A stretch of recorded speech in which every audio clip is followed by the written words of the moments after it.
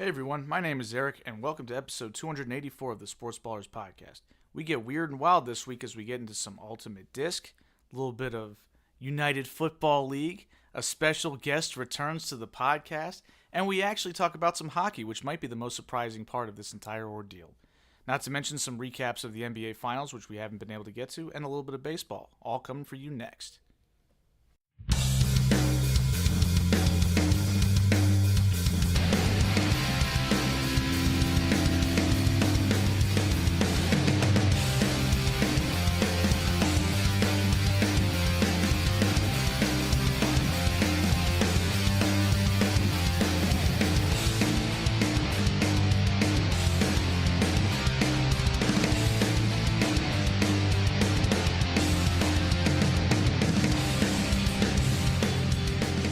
Hello and welcome to the latest edition of the Sportsballers Podcast. My name is Eric. I am joined by Cory Puffett and Evan Ash as always. How are you two doing? Doing pretty well. Yeah, doing good. A little tired, but overall good. And we are also joined by our special guest star, Sean Kennedy, for the first time in like 10 months since we last talked about the United Football League, which was the XFL at the time. Probably more than 10 months, honestly. Yeah. I think it was like the beginning of the UFL or the XFL XFL I season thought it was back like then. August. I thought we were doing ESPN the 8 the Ocho stuff. I don't know. Maybe. Doesn't Regardless, yes, DC Lemon guy. Yeah, thank you. Thank you, gentlemen. Good to be back. Here to talk about some spring football. Yeah. Are you the biggest super fan of the UFL, or are there any others up that there. you're competing with? I'm up there. We got like at least 6 more from my group that I go with, that I roll okay. with, that are up there.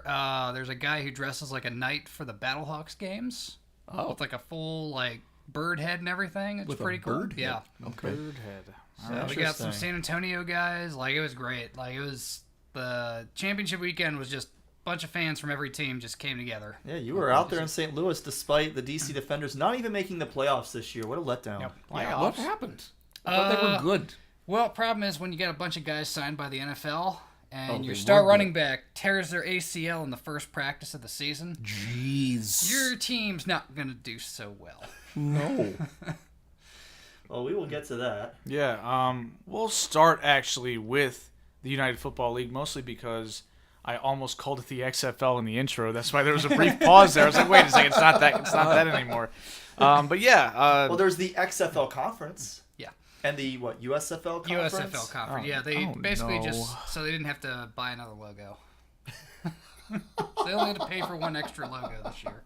I'm sure Vince or Dwayne could afford another logo if they really wanted to, but nevertheless, they seem to have decided to go that route anyway. So I didn't watch any United Football League action because, well, sorry. I watched but some of the Defenders' last home game of the season. I think it was their last regular season game.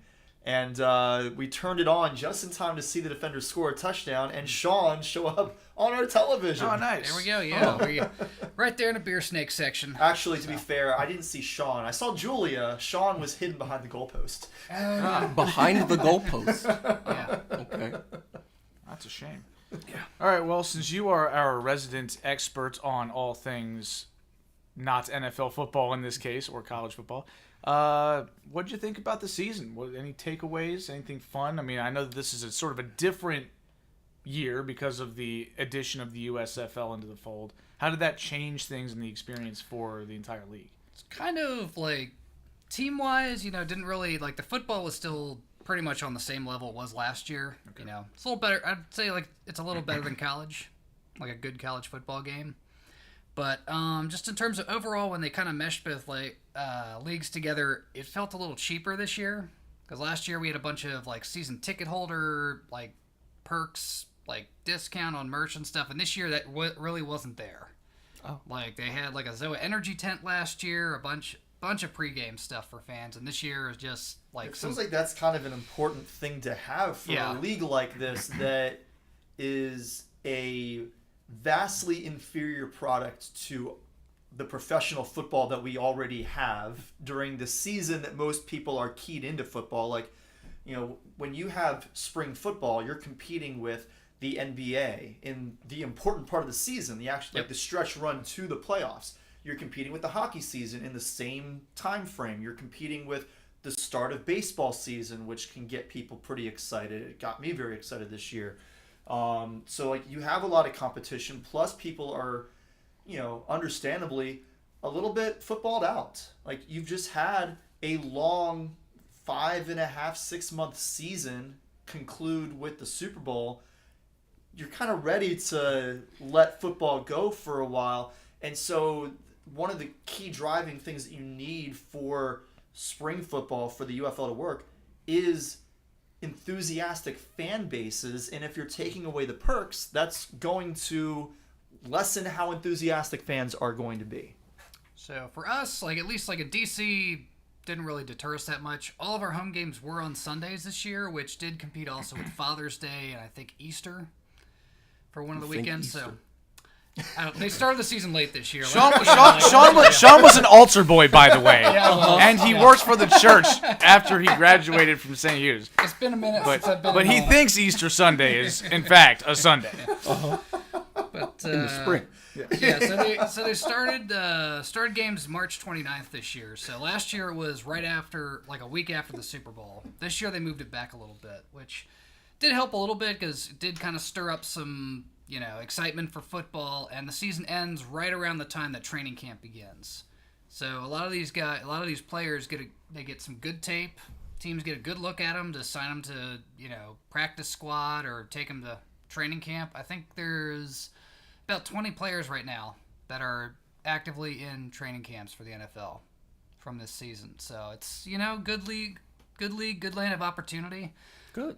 Fan base wise, it was St. Louis and DC carrying the entire league. Oh. Because, San Antonio has a good fan base too, but just the USFL teams, there's maybe 5,000 fans at games. Well, for them. What are the USFL teams? So you got Michigan Panthers. Michigan Yep. Panthers. So you also had a Houston team, which actually was an XFL team last year that they just threw into that conference. Oh. You have the Birmingham Stallions. Mm-hmm. Yeah. And that's it? Is that it? That's the list?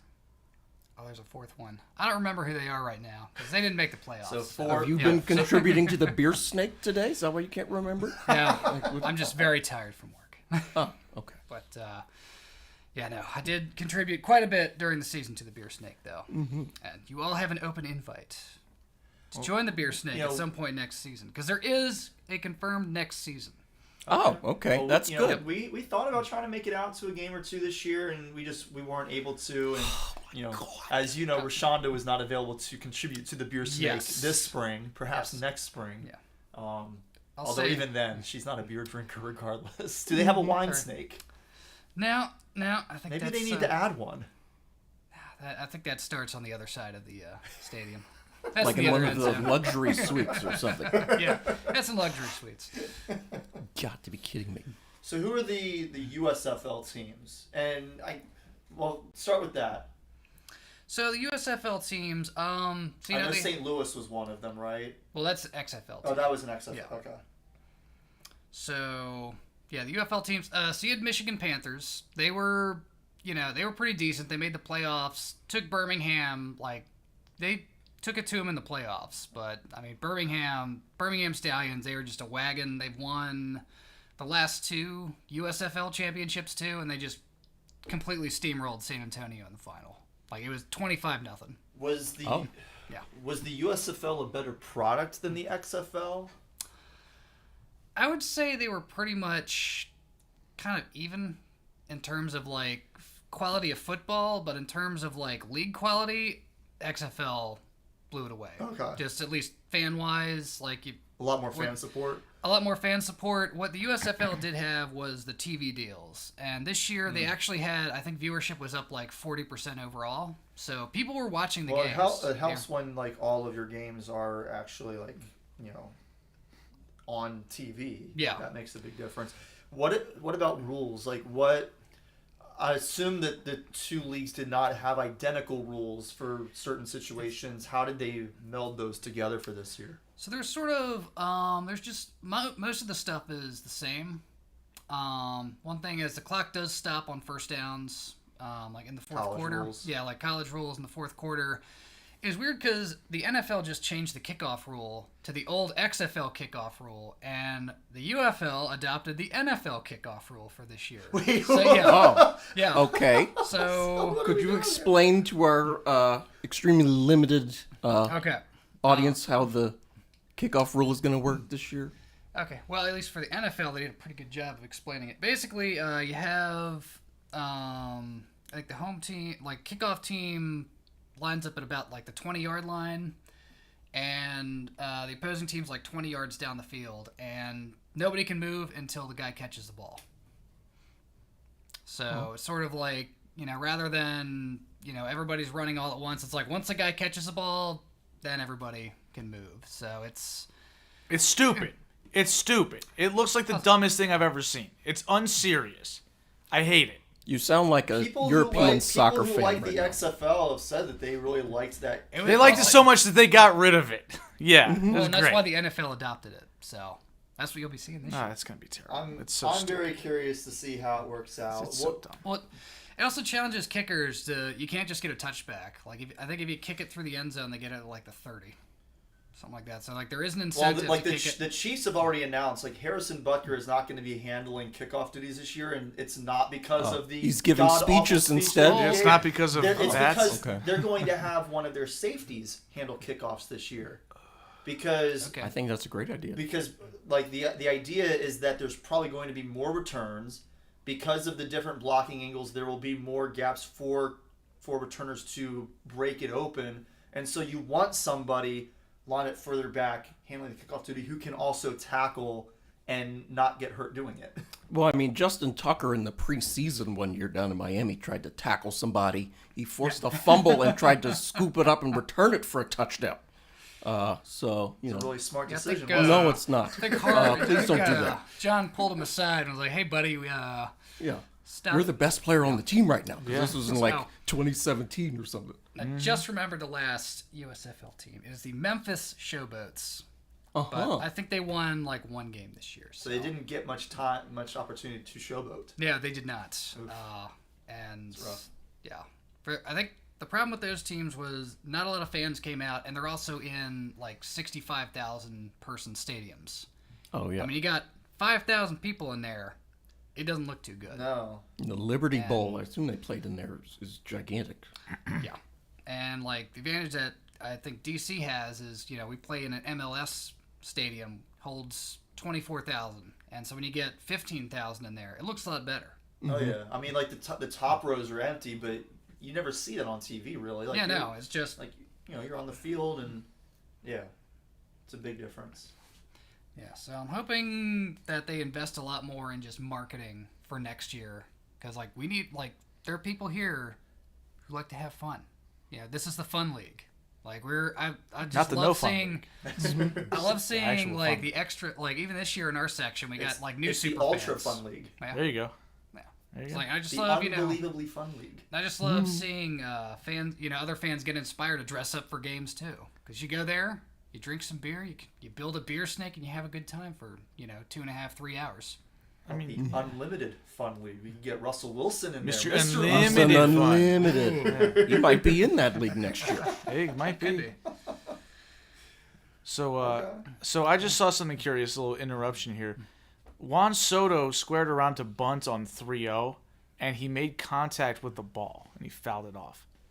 Ooh. Like, what are you Why are doing? you bunting on 3-0? 3-0 is like, if you're going to try and make contact with the ball, you're swinging away for the fences. Yeah, you're trying to hit a dong. What Yeah. are you doing? Well, It's the first inning. Well, okay, so as someone who pitched, a lot of times people would square around on 3-0 to try to distract the pitcher because they're taking the pitch anyway. But you're not making contact with Well, it. You're squaring up so that maybe you throw another ball and you pull it back. Well, let me explain to you what high level coaches told me to do when somebody squares around 3-0. Ball goes right in their chest. So Juan needs to be careful being goofy out there because that could be trouble. So high-level coaches advised you to commit assault. Yeah. Oh, Have you watched baseball? You see what these fools do every day. They play beanball all the time. yeah. I never did did enjoy it. Like I your did Yankees, enjoy for last example, night. last week.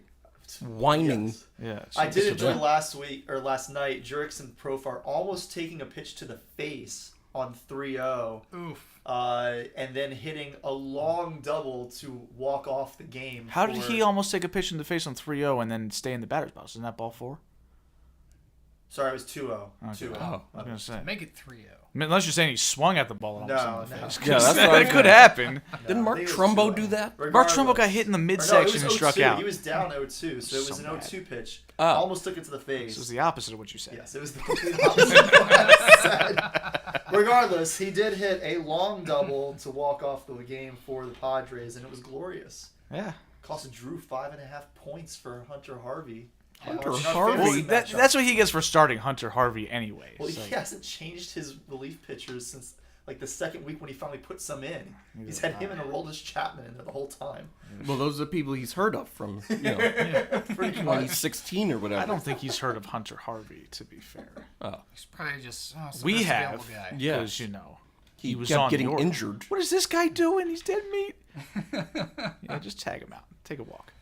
All right.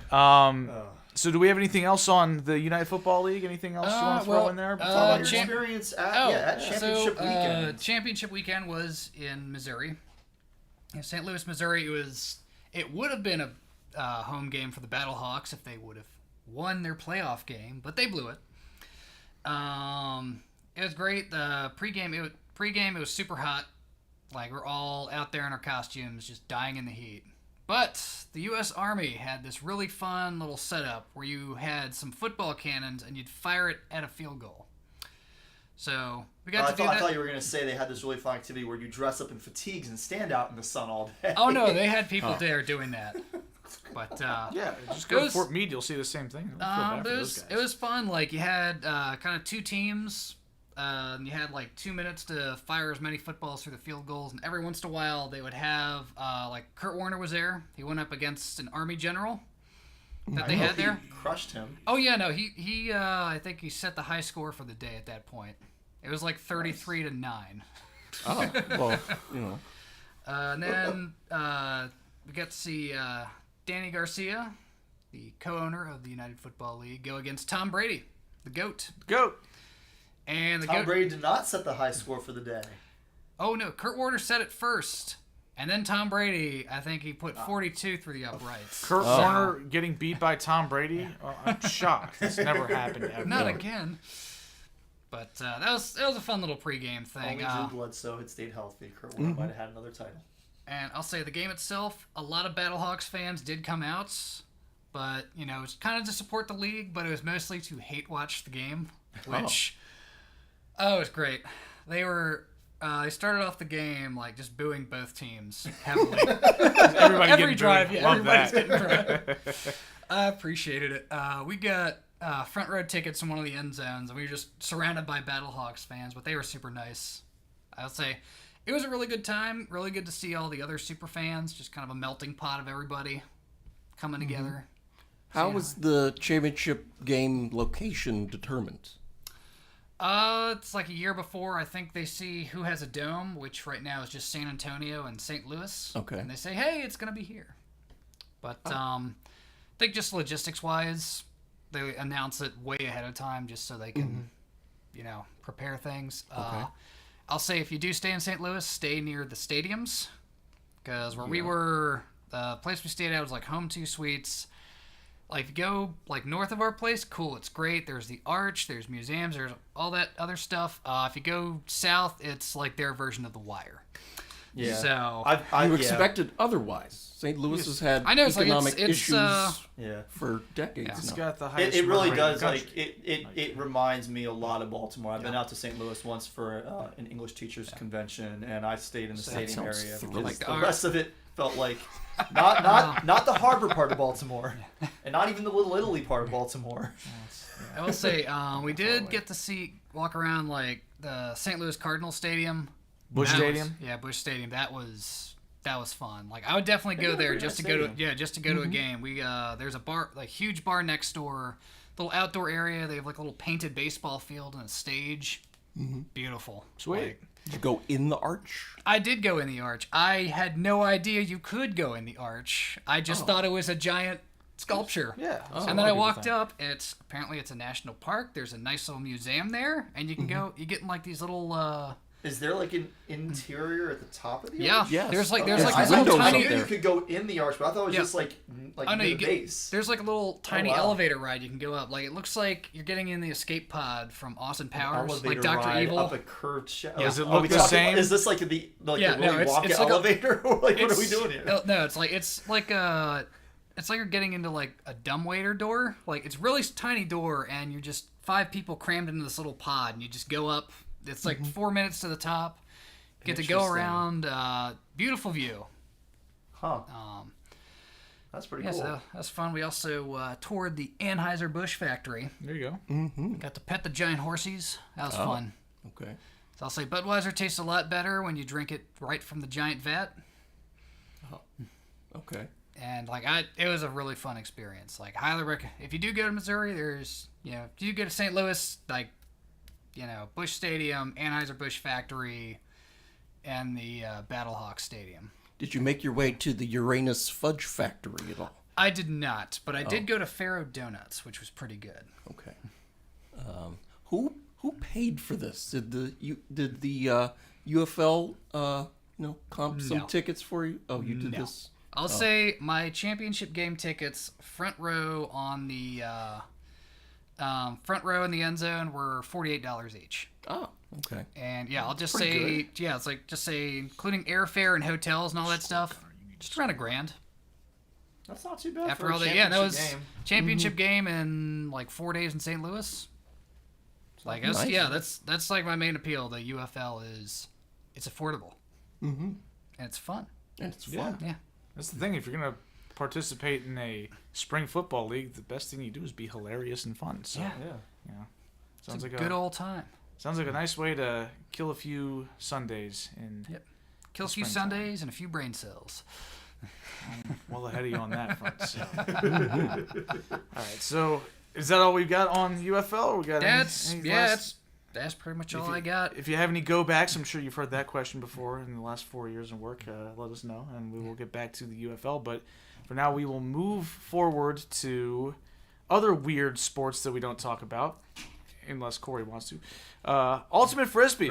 Not even talking about the bikes. We're talking about the discs. Well, I did my my Tour de France preview a couple of weeks ago, and since it hasn't actually started yet, I don't have anything more to say on that front yet. The Tour de France begins in just a few days, the 29th of June, which is this Friday or Saturday. Mm-hmm. So we're coming up on it, but nothing more to say there. But one sport that I've been meaning to discuss a little bit and just haven't gotten around to yet this spring is the UFA, the Ultimate Frisbee Association, newly rebranded this year from the AUDL, which was the American Ultimate Disc League. They reached an agreement with Whammo, the creators of the that's Frisbee fun. this That is year, cool. to Yeah, actually I love that. use the word Frisbee in their branding this year, which is really cool.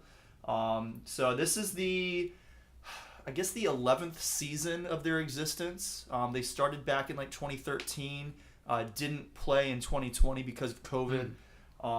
But it's been a thing for more than a decade now. And back when they first got started, it was either the first or second season of their existence. I got a chance to be the color commentator for home games for the DC Breeze. They were playing on Maryland's campus in the field hockey and lacrosse facility on campus over near the basketball stadium. It is a nice spot, and it's good dimensions for it, good turf field and everything. So they were looking for people to do the broadcasts, and they reached out to I'm forgetting now the name of the radio station that we had on campus. UMUC? Was it UMUC? Yep. Maybe. That's University Yeah, College. You're talking about the University College. I thought It wasn't WMUC either. Okay. Whatever it was. Well, we were on there for We a used to little be on there. And now I forget what it was called. Look at us. We've forgotten our roots. Our lack of humility all here. sports crew and the football freaks. But It anyway. was like WMUC or Thank you, something. yes. like There I we just go. said WMUC. that. I just said that. Well, it I sounds didn't better hear you. coming out of Evan's mouth, I guess. That's mean. Disrespectful. Anyway, back when we were on WMUC, they reached out to us and asked for people to do the broadcasts. Our station manager offered to be the play-by-play guy and reached out to the rest of us asking if anybody wanted to do color commentary. And I was like, I'll do it. So I studied. I watched a ton of film over the weekend, studied all the terms, and got a chance to do that for a season. It was a lot of fun. And ever since then, I've been, I consider myself a casual fan of it. I don't tune in for every game live. I don't go to a lot of games as much as I would like to. If they were still on campus, I'd go a lot. But DC plays their games at Catholic University now. Oh, okay. And it's a nice field, but it's a little bit less convenient to get to. So, I would totally go to a game from time to time, but I just haven't made a ton of effort to do it. But I still keep up with how they're doing, and, this year I've been watching all of the game recaps. They've been getting better about putting those together and putting them online. They have their own, .tv website that you can subscribe to and watch games live if you want to, kind of like MLB TV. But for those who aren't familiar with the UFA, we're about 9 weeks down in the season. We have 13 weeks total in the regular season. It's made up of 4 divisions. You've got a West Division that has 7 teams in it. Central and East each have 6, and then the South Division has 5.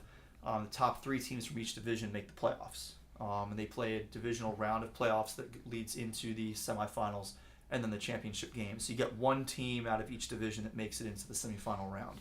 Why can't each division have 6 teams instead of 7, 5, 6, and 6?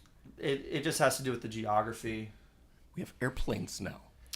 But they don't have enough money to use airplanes. They got Greyhound money. So they basically have Greyhound money and an occasional flight. So prior to this season, teams almost exclusively played within their divisions during the regular season.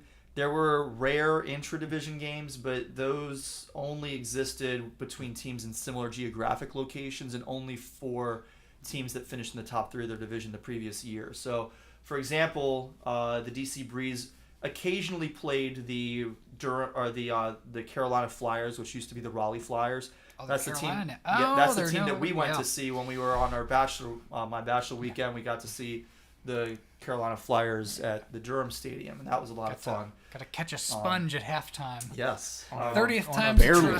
30th time's the charm. It's terrible. But this year, DC opened their season at the Salt Lake Shred. It was the first ever West Coast trip that DC had taken. That was really cool. Really beautiful skyline in the background of the mountains and everything, which was cool. But where did they play? Like at MLS Stadium or?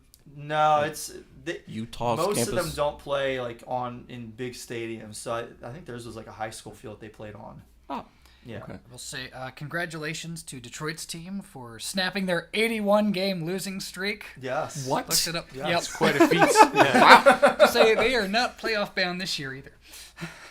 No, they're not. They were 0-81. Nobody beats them 82 times looked- straight. I And, looked it up. and even prior to the start of that streak, they had like 2 or 3 winless seasons in their past before this 81-game losing streak began. Sounds And you like a hell of a you only program. play it's ranged from like 12 to 14 games per season. So that's a really long streak of losing all of the games. A lot of long bus rides home for that team. Jeez. So Sounds like relegation is necessary. The Breeze actually hosts the Carolina Flyers this Friday. It'll be the 5th time that they've played the Flyers in their history, and they're 3-1 in their previous games. Schedules can be a little bit wonky for some teams. So, like as an example, after the Flyers play in DC this Friday, they go up for a game in Pittsburgh on Saturday. So there are occasions where you might play 2 games in the same week, and they're almost always on back-to-back days. That's not too bad. Yeah. DC to Pittsburgh, that's not. No, that's it's not terrible. But, because of the difficulty of, trying to get flights and, not wanting to fly too frequently, you pretty much play within your division for the most part. Mm-hmm. In any case, this has been a really exciting season for the Breeze. We're 8-2. A half a game ahead of the Boston Glory, who we've split with this season on a pair of 1-point games. We're a full game ahead of the New York Empire, who have won 3 league titles, including each of the last 2. We beat the Empire by 2 goals back on June 8th, and then we'll conclude our season with a trip up to Trinity Health Stadium in Hartford, Connecticut, to face them again on July 20th. Another example of the wonky scheduling that we sometimes see. Did you say the New York team plays in Hartford, Connecticut? Yes. Oh boy. That's not too far. It's honestly better than playing in East Rutherford, New Jersey. I mean, I made the drive on, what was that, Saturday? It's not too bad, but still. But in another example of wonky scheduling, this Friday's game against the Flyers will be the last Breeze game before that Connecticut trip in late June. So we're gonna go. We don't have any games scheduled for weeks 11 or 12 this season. Wow. So just kind of weird how that works out sometimes. So where's the championship game this year? What do the playoffs look like? Well, so right now, as far as the playoffs, I think I don't know if it's completely set in all divisions. It's set in the East. It's going to be DC, Boston, and New York in some order. The only question is who's going to get the first round bye into the division final. Basically, that's how it works for each division. Top 3 make it. The bottom 2 teams play against each other in the first round, and then they play the regular season division champion in the division final to go to the UFA semifinals. As far as the other divisions, down in the South, you've got Carolina at 6-1, Atlanta 6-2, Austin 5-4, and Houston is 4-5. So the third spot is still kind of up for grabs there. In the Central, you got Minnesota at the top, and then Chicago and Madison are both 5-3. But then Pittsburgh is a game back, and Indianapolis is another game behind them. So still some room to maneuver into that third and maybe even second spot in the Central. And then the West is a little bit more secure at this point. Salt Lake is 7-1 and Seattle 7-2. They pretty much control that division. Oakland is 5-3, and then you've got Colorado and San Diego at 3-5 and 3-6. They're not in a great spot, but one of them could potentially catch Oakland. But Oakland has a pretty strong program. I suspect that they're probably going to stay in it. So, as far as the playoffs this year, I don't know if they actually have a location set. If they do, I'm not sure where to find it. That's one thing about the UFA is their website is a little bit of a mess. It doesn't have as much information as you would like. But I mean, they've gotten a lot better in the past few years of keeping stats, and so you can go in, you can see the stat breakdowns for particular games, which is really cool. And you can see completion percentage, huck percentage, offensive line conversions, break percentage, hold percentage, things like that. Okay. Holding is basically scoring when you're receiving the disc on a pool, and breaking is when when your opponent receives it because you just scored, and then you force a turnover and score off of it. They keep all those stats and everything, and they've been doing a lot better job of that recently. But if you try to go to their stats page on their website, it's a bit of a mess and not very bit of a mess. Yeah. Gotcha. Well, if they hold the championship in DC, let us know. For sure. I'll be there. So right now, the Breeze have a 6-game lead over 4th place Philadelphia. So we have locked up a playoff spot at this point. In 10 seasons, we've made the playoffs 8 times, and we've never advanced out of the divisional playoffs to the league semifinals. So this looks like a year where we could finally break through. Back on the 16th, the Breeze played a really tough matchup against a bad Montreal Royal team. It was kind of a surprise that they played us as tough as they did, because they came in that game with 2 wins and we had 6 at the time. And we were down by 3 goals. It was 17-20 with just over 4 minutes to play. And it's this was just an absolute disaster of a game. And then, I don't know, we went from looking gassed and completely out of it to staging a ferocious comeback. We scored pretty quickly to cut the lead to 2. And then Montreal got deep into our territory. It looked like they were likely to push their lead back to 3. And the Breeze got a key takeaway less than 5 yards from the goal line. We kind of just stalled in that spot for about 50 seconds, just wasting time. And then got a deep sideline pass near the other goal line with 1:20 left. We punched it in. There's 1:07 left, but we're still down by a goal. We had a great defensive play on the boundary after the pool that gave us good field position, allowed us to tie the game with 45 seconds to play. And then Montreal rushed a pass on their ensuing possession, and we scored the winning goal with a second on the clock. So, it was a really exciting, exciting finish to that game. And then a week later, we played them again. We played them in back-to-back weeks, and we absolutely obliterated them, 24-16. We were up 3-2 early, and then we led 6-3 after the first quarter and 15-6 by halftime. So I think Montreal was just devastated by the way that we beat them the week before. They just had nothing for us when they came down to visit us a week later. But yes, that's kind of where the Breeze stand right now. But we're coming down to it. We got about a month left in the regular season, and we start the playoffs. And hopefully the Breeze can do something that we haven't done to this point in our history and make it into the league semifinals. That would be really exciting. Nice to see a DC team doing well. Yes, it is. So, but if ultimate frisbee is just such a fun sport to watch. It's really entertaining. It's pretty fast paced. You have the kind of, I guess, field position and possession focus that you get from a game like soccer and hockey, but you get a lot more scoring. You like this.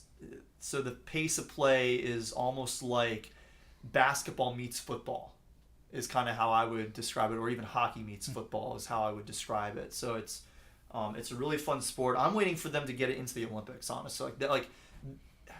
I think that if might be a few years. God forbid we ever got to a point where football just wasn't sustainable. People were so freaked out over the injuries that football just ceased to exist. I feel like ultimate frisbee could potentially step in and fill some of that void. But even more so, I think it would make a great Olympic sport. I think that a lot of people would get into it, for at least that 2-week stretch that we get every 4 years. Same way that I get really into water polo. I get into stuff like that. I think that this would be a really good sport in that same vein. Yeah, I think with that, getting it into the Olympics, you just got to get other countries on board. Yeah. With it. And I mean, I don't think that there's any reason why we couldn't. While the UFA is building popularity, Ultimate is a huge sport in the club circuit. Yeah. There's so many club teams around the country. I can't imagine that there isn't interest in other countries if we can just branch out a little bit. Yeah. So I mean, other countries are embracing American football now, so they are. And to the point that we're going to have some form of flag football in the Olympics in LA in a few years. That's right. It's going to be in Paris in a few weeks. Yeah. They have this year? Yes. Yep. Oh, I don't think I realized that. I thought that LA was going to be the debut for it. Well, the NFL makes a lot of money, and seems like they spend a lot of money to make this happen. Now, probably have to wait till August to talk about it, but there's also German ice American football. That sounds incredibly dangerous. It's a good time. Tackle football? Yes. They're on. I'm not sure if they have do they actual wear ice skates? They can't be. They have some form of ice skates, but there's protection around them, so only the blades on the ground, I think. But no, how does that work? What? Yeah. Are they you gotta see clips of it. The little hockey table game players where they're just stuck to the board? How does this work? They're in full pads and everything, and it's just they're. But what's protecting the skate but still allows the metal to be in contact with the ice? Or it could be, or they might just have different shoes on. I'm not. Okay. It's not. I have to look this up. You have to look it up. It's definitely gonna be. I cross my fingers. Hopefully, German American ice or football? German ice football. German ice football. And the highlights are just great. I'm hoping it's going to be on the Ocho in August. So, put a pin in that. We are going to be talking about that in a couple months. I don't think I will, but once you watch a few highlight reels, it's a trip. Oh, okay. I'm pulling it up right now. And covering up the Orioles. That's fine. I don't want to watch the Orioles anyway. Okay. What is this guy doing? This isn't a sport. Come on. This is a skit on SNL. You've got to be kidding me. Kicking field goals in there. Oh my god. This looks like a Wipeout episode. It looks like arena football on ice. Yeah, it's one of those what sports are they where wearing? That's what I'm trying to. They're not wearing. They're just wearing shoes. They're wearing tennis shoes. Those are bowling shoes. Again, All I can this is say is They just snapped it over the quarterback's head, a la Denver Broncos. this is a in the Super wipeout Bowl. challenge. This is not Oh a my real God. all I can say is I need America to steal this sport, and I will go to games. Like, they can play it at Capital One Gotta Arena. tuck it on the outside arm, dude. Yeah. Yes. Gotta have 4 points of pressure or whatever. I feel like the listening. ACL tears have to be even more frequent in a sport like But you can't go this. that fast. I don't know. It doesn't Yeah, it's matter. true. You're like, And you you're can't gonna cut. Go down Yeah. in like Yeah. the weirdest angles. You're just gonna go down in a heap. I can say is I love it. A lot more contusions, but If they ever bring it to America, I will try out for the team. I think someone has too much free time. the Orioles Sean. are down 8-4 now. But Yeah. No, I just like weird. You know me, I just like my weird I sports. think you have too much free time. I just like I mean, weird sports. we do too. We go riding around the country to ride every gosh darn roller coaster we could find. So we I can't. mean, really talk. that's true. It's true. I drove down to Ocean City. Wow. Just to ride a roller Just coaster. blew this game open. Uh-huh. Yeah. Well, we'll talk about what has happened before that. He's which good. is- yeah, he's good. He's a good baseball player.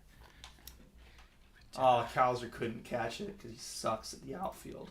And also Yeah. because Jose Ramirez That sent it ball like was 10 yards way beyond the wall. the wall. Yeah, that was crazy. But speaking The of first ice stat should have been in over Cowser today. No, McCann shouldn't have been playing because he caused this entire inning. Idiot. All right. Anyway, speaking of ice-related things, yeah, there was let's- a game. let's do that There hockey. was a game last night. Oh, Wasn't yes, there? there Let's was. do that hockey. I'm sure I watched it. Sean, I think you watched it. I Oh, know yeah, Evan I was- did not watch I it. hate watching No. it. Because One watch. Do you think I watched it? no, Maybe the highlights. I didn't Yeah. think Yeah. so. But Not I, even those. but I would have. Here's the thing. I don't think you watched it. I know he didn't watch it. Evan, I did watch Game 6 on Friday. Oh, Really? Yes. What? Then why didn't you watch Game 7? Because I didn't feel like it. Why did you Then feel why like did watching you feel Game watching 6? Game 6? That doesn't make any sense at all. Because on Friday, I was up in Massachusetts. That's right. Yeah. And a It friend was of Hockey mine Town, yeah. is a hockey fan, and he and I went to have dinner at Outback Steakhouse, and then needed something to do, and I'm like, well, the hockey game's on. Let's watch that. So I have no idea what was going on in that game. Like, That's a I great couldn't throw, bud. see the puck Verdugo. or anything. It looked like everybody scored and didn't score at the same time. Like, I couldn't tell if it went in the net or not. I'm like, oh, everybody's yelling now. It takes a If you trained can't eye. tell, the best bet is that it did not. Well, yeah. I'll say it was a decent Game 7. Oh, It was I'll a say very good. It was a very good. it It was a very good Game 7. Like, there was a chance at the end where the Oilers almost scored. Like, puck trying to get the puck out of the corner to float it out in front of the goal and just ran out of time. The first two periods were just nonstop action. Yeah. Like there were virtually no stoppages. They had like 6 straight minutes of hockey with no pucks going out of play, no icing calls, no penalties. Wow. And that run did not end until somebody scored. Yeah. Right. It ended with Florida scoring the go-ahead goal to go up 2-1, which ultimately was the Stanley Cup winning goal.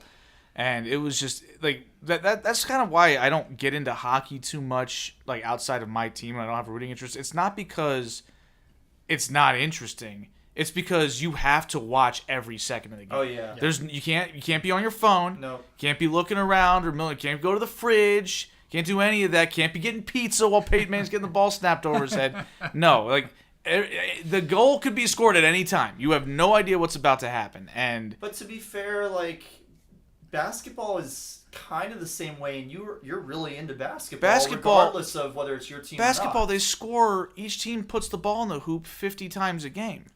In hockey, a goal is the game potentially.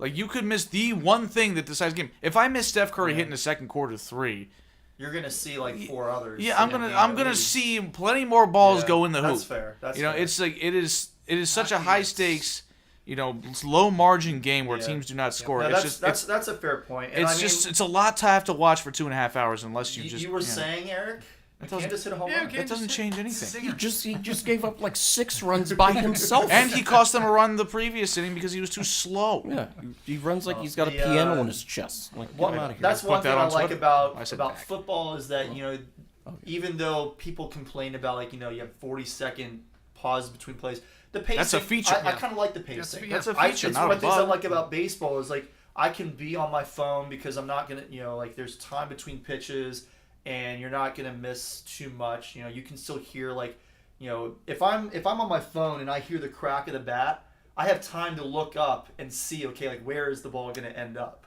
Moo. Just hit one. Yeah. Moo. Whoa. Back to back. Back to back. Yeah. 439. So See ya. maybe Kristad was right to be sat. No. He's not. That's not the right call at all. Anyway, so yeah, the game was great. Panthers avoid.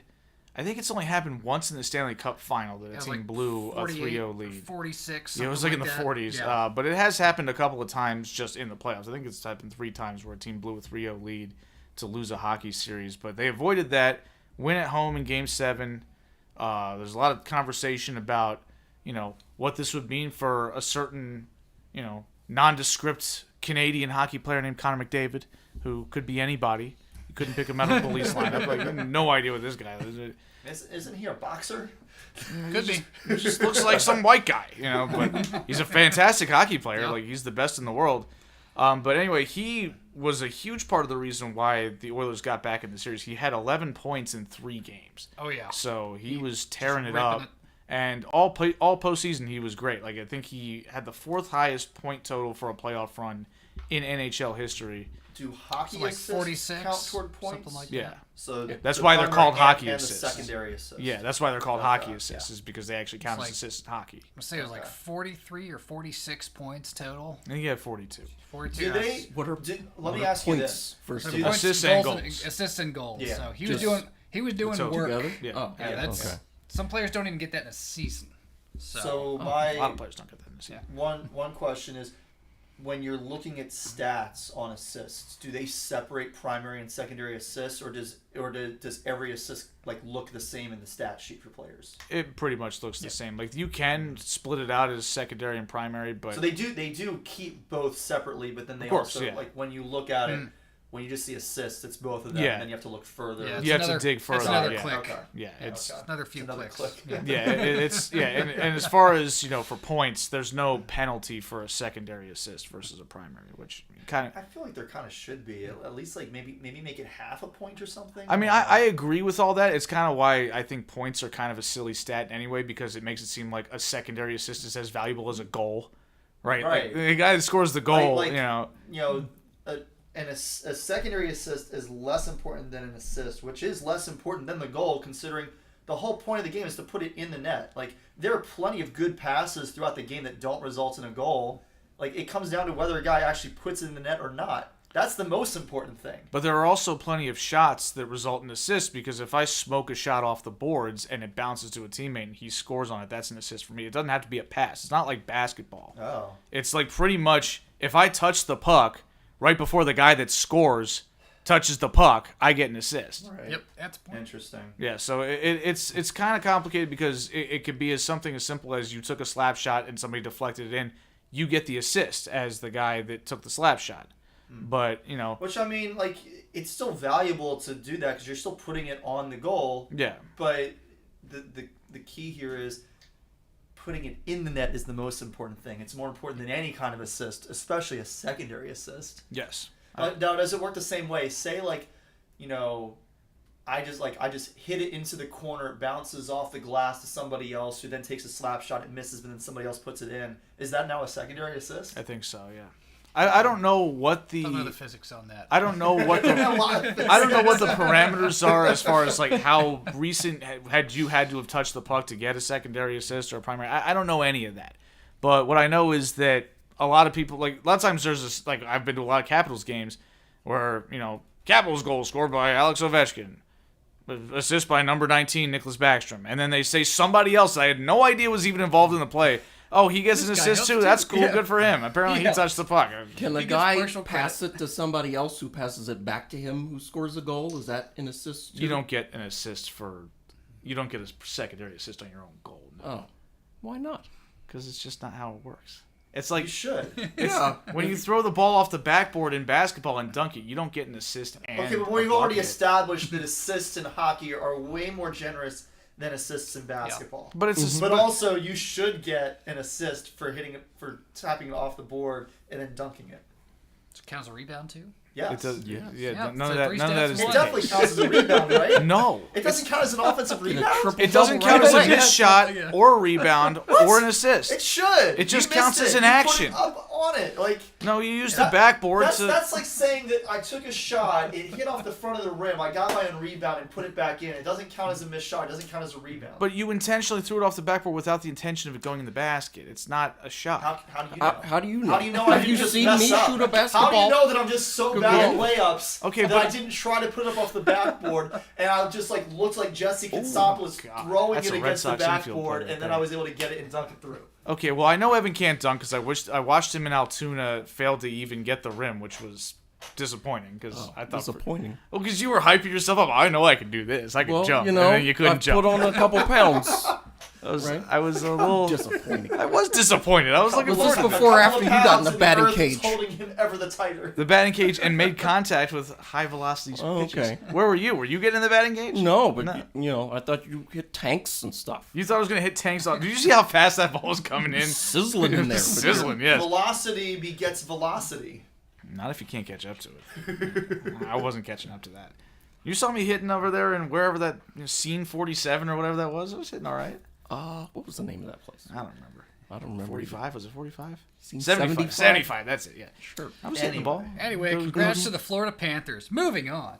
So, That concludes our hockey coverage for 2024. well, so there is an intriguing quirk about this series, and the fact is that Connor McDavid was given the Conn Smythe Award for playoff MVP despite being on the losing team, which I personally have a big problem with that. Like, I find that to be against the spirit of what the award is supposed to be.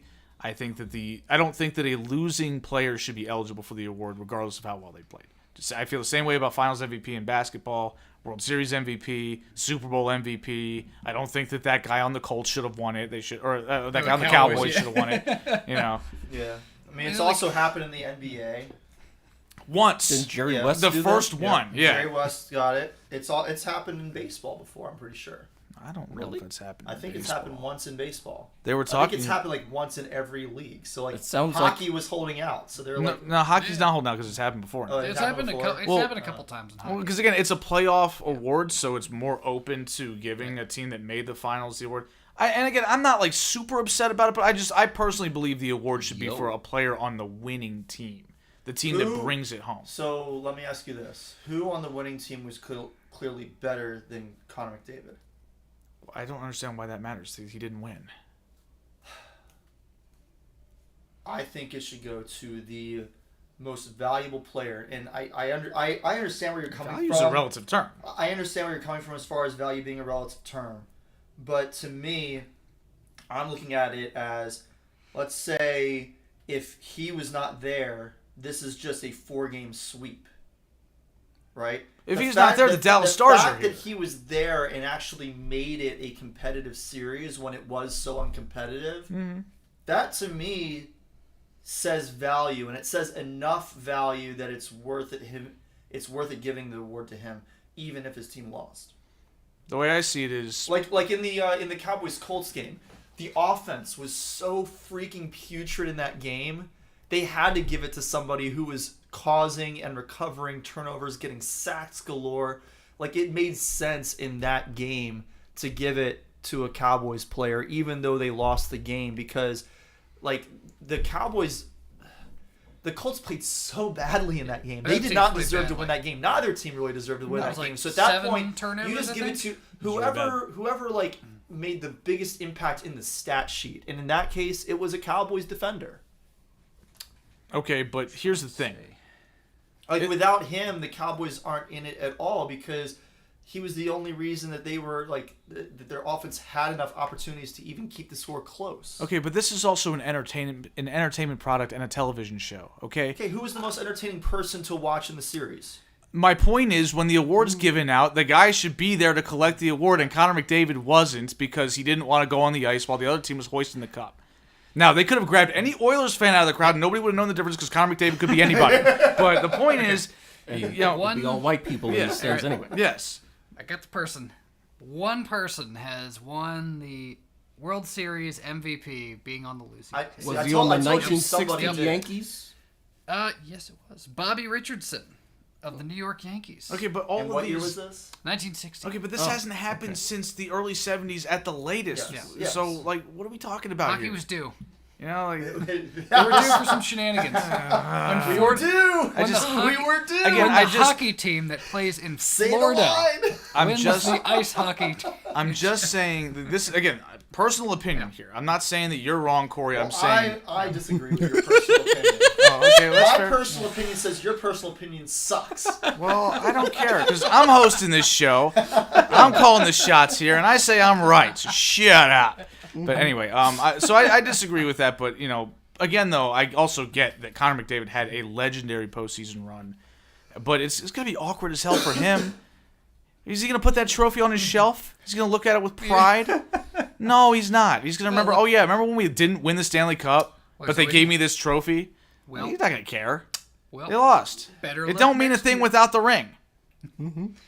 I guess the big cup. I still argue it's the coolest trophy. I don't think it's an argument. I don't think it is argues either. that?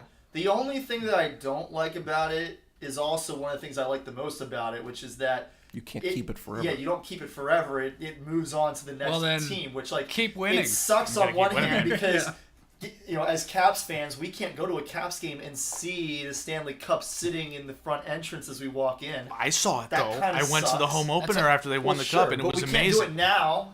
You should have been there. Well, maybe they I don't should know what play to tell better. you.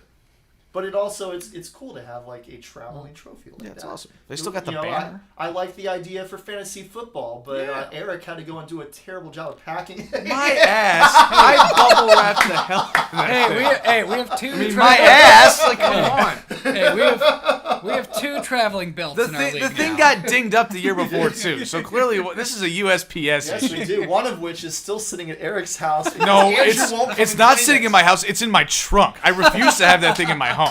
No way. Not anymore. Oh, the Snyder belt. Season is over. He no longer deserves it. I mean, I know. I never deserved it. I didn't get the Snyder belt. Wait, then why do you have it? Because Sean gave it to me at the fantasy baseball draft to give to Drew. To give to Drew. Yeah, to give to Drew, okay. and then And Drew still hasn't Drew picked it up. hasn't Drew collected done it. absconded. Well, Do we need give to it just, to like, him then. Do we just I need to haven't kick seen him out of the league? No, we need to drive. only over- if he no, we doesn't need He do has, the he has to do his punishment. punishment. He has to do Yeah, his he's punishment. punishment. All right, so before we move off of hockey, I need to kill ESPN real quick. Okay. Their coverage of hockey and pretty much any sport that's not football has been abysmal for several years now, right? And it culminated with the Stanley Cup is being presented to the Florida Panthers, and Barkov, the captain of the Florida Panthers, is about to hoist the cup, and they missed the shot of him hoisting the cup. He's holding it with the commissioner, with Gary Bettman, and as he's about to skate off with it, the camera's supposed to track with him, so you see him raise the cup above his head. He skates off camera, and he's nowhere to be found. They missed a shot of him hoisting the cup. It was like a good 3 or 4 seconds too. Yeah. When the next camera got to him. It didn't get Somebody better. So somebody in the control room was not paying any attention. The camera guy was snoozing. He was like, oh, no. He just But at fell that asleep. point, if you're in the control room, They you should have could cut to a quickly different, switch to another. Cut to camera. the guy that Like, was you have- following him. They don't 'cause there's have so- one camera like we have at some of our sporting events. Yeah, it's just, yeah. So Even that we happens. don't the have just Stanley one camera Cup. most It's of the our Stanley events. We've got Cup. 3 or 4. And then that happens, and then as they're handing it off to a key member of the Kachuk, who has been mentioned a lot because he went to high school with Jason Tatum or middle school or whatever, but he was also one of their big free agent acquisitions to kind of turn their team around and turn them into a contender the last few years. They didn't catch the part where he received the cup because they were too busy showing Steve Levy and Mark Messier in the booth talking about the game. Like, what are we doing here? And the coach was mid-interview because they had to stick a mic in his face before he got to hoist the cup. So a Florida Panther had to skate up to Emily Kaplan while she's talking to the coach, and Corey's watching the game, not paying attention. And I'm still hearing you. Vladdy just cleared bases potentially. Now he got a 2-run double. and so he basically said, you know, it was like when I was interrupting your interview after you won the cross country because I didn't realize you were being interviewed. Like this gigantic hockey player rolls up with this big ass trophy and it's like, hey coach, it's your turn. He's like, oh sorry, yeah, I guess I gotta go do this now. Do a keg stand out of it. The whole thing was Inconvenient. ridiculous. Like ESPN was so obsessed with getting their people on camera, for getting the interviews, stuff like that. That can all wait until after everybody does their thing. Won a championship, enjoy the moment for a minute. Yes. All that, like, because when the Capitals won the cup, I fondly remember that. All that happened was all the players and the coaches got to hoist the cup, and Doc Emmerich narrated from the announcing booth. Back then, NBC Sports was doing hockey. Yes, that's why Doc Emmerich was calling. They should have just had Sean McDonough narrating what happened as everybody got to touch the cup, but they didn't do that because they didn't know what they were doing. Well, that was the only thing that happened when they were skating around with the cup. There were also some breasts exposed when the Capitals won the cup. I mean, they were in Vegas, so no surprise. They were, yeah. But yeah, that's all I got on hockey. I'm sure we can, I'll drag ESPN when we talk about the NBA too, because till next year hockey. Oh, okay. All right. They've done all right with their WNBA coverage so far. I'll give them that. I didn't watch that either. I watched some of. I watched Fever Sky. Yeah. Sky Fever. Yeah, I watched some of the Indiana game. Yeah. But all right. not So Indiana. let's do a little basketball here before whatever. All right. So the NBA Finals happened. Yay! It was 2-0 last time we did a show. I said the Celtics were going to win at that point, and they did. They did. Not exactly a big prediction. It was pretty obvious. It was a gentleman's sweep. They went up 3-0 after beating the Mavericks in Game 3. Luka Doncic committed 4 fouls in 10 minutes in the fourth quarter and got disqualified. Actually, that was fewer than that because he got kicked out of the game with 4 minutes to go. Insane. Yeah. And he spent the whole time whining and crying about it and just ridiculous. But did the interview the next day. Did the interview with Malika Andrews the next day, basically saying how big of a gump he was, and it was unbelievable. And Brian Windhorst gets on the air and just starts dragging Luka Doncic in the postgame on Scott Van Pelt, and I was like, wow, I can't believe this is happening. Like, Windy is here just smoking one of the superstars in the NBA for being a bum. I feel like I saw that. It was great. Was I with you? Probably not. Oh, okay. I doubt it because we were watching the conference finals. It was Timberwolves Mavericks. Okay. But so that happened, and then eventually the Celtics won in Game 5 at home. It wasn't a very competitive game. Jaylen Brown was named Finals MVP, despite the best efforts of one Mr. Jason Tatum to pad his stats at the right at the end to steal it from him. But ultimately, he was not given Finals MVP. Jaylen Brown was, which means that Jaylen Brown also won Conference Finals MVP. So they gave out 2 playoff MVPs for the Celtics, and both were won by Jaylen Brown. And had they given out a playoff MVP for each round, Derek White would have won in the first round. So basically, Jason Tatum was never this team's best player this entire postseason run. And yet, he's a champion. He is a champion. There you go. Mm-hmm. What are they going to say now? I don't know, Steph Curry, who he took that line from. He tried to do his best Kevin Garnett impression, but it didn't land at all. It was just tried all the memes. It was so did not work. He tried to get so many different sound bites, and all of them just sounded so corny. Yeah, I will give him the bare minimum of credit for this. He did not recreate the Kobe photo when he won his first championship, where he's sitting there with the big Lakers jacket. I'm like, thankfully he did not do this because he corned it up big time in the 2022 finals when he texted Kobe, who, in case you might remember, Kobe is deceased, and Jason Tatum was texting him for inspiration while he was deceased. So, It's been a minute since he's been... Yeah, Kobe died in 2020, and Jason Tatum was texting him in 2022. What? He had his phone number saved, and he was texting Kobe, who clearly was not able to respond. I wonder if there's somebody who has his number now who's just like, who keeps texting? Who does this, and who admits this? He posted it on social media, man. Like, this wasn't just a thing he said. He posted the text exchange, the one-way exchange. There is no exchange. This led to a good number of memes in itself where Tatum texted Kobe, and Kobe replies and says, "Stop texting me, you bum." Oh, no. So just imagine whoever has his number now. Let's just keep... I don't know. Either just messing with people or... That's a Duke education for you right there. 10 minutes at Duke. Tatum, not a great playoff performance this year, and this is coming off of not great playoff performance in 2022 when they made the finals and he did not play well against the Warriors. I'm not going to say that he's, a playoff choker. I just think that his style of play makes him just kind of inconsistent, right? Like he's got a very he goes out of his way to take the most difficult shots, and that's reminiscent of say Kobe Bryant, but the difference is Kobe Bryant was Kobe Bryant. It's right? also super corny. Like early in the series, he's talking about I don't really care if I'm the leading scorer for the team. Meanwhile, he's taking 20-something shots a game. He Like, took more shots you're than trying anybody. to be like you're putting up enough shots that you should be the leading scorer on the team, and you're missing all of them. Like the fact that his stat padding even earned him a few votes for Finals MVP is absurd. Nobody should have been voting for him. No. It should have all been Jaylen Brown. I would Drew Holiday. I would have put votes Drew for Holiday. Drew Holiday over Tatum. I would have put votes to Tingus Pingus over him. Well, it would have been tough to give it to Tingus because he missed 2 games and basically he didn't did. play in Game 5. So Doesn't matter. Still was more valuable than Jason Tatum in my Jason opinion. Tatum was valuable in the sense that he did create a lot of their offense. He did create a lot of the the open shots that they took because Did he create very many of their points? if you count points that off of his assists, yeah, I would say so. He led the team in assists in the finals. He led them in scoring, but he shot under 40% from the field. And I looked it up because I tend to do this. pretty bad. Nobody's ever won Finals MVP shooting under 40% from the field, never. So that would have been To my unprecedented. point, I can't believe that anybody even voted for him. Well, people love Jason Tatum for some reason. I don't know.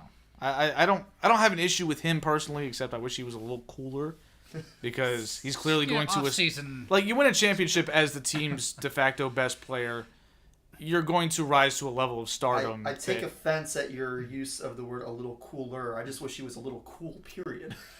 Yeah, A little cooler just implies get that he is at least a little cool as it Just get stands, him- and he is absolutely not. No, he's Get him the There Vaunt is marketing team. zero It'll be fine. coolitude you're coming being from him. you're being very negative towards your son, Cory. That's just not great. All right. Spell that.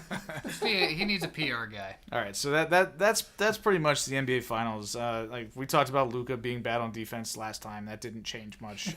The swinging door Dude, it's defense. so bad. So that clearly didn't get Is that better. better or worse than Swinging Gate? I don't know. Jeez. Just call him a saloon door. All right.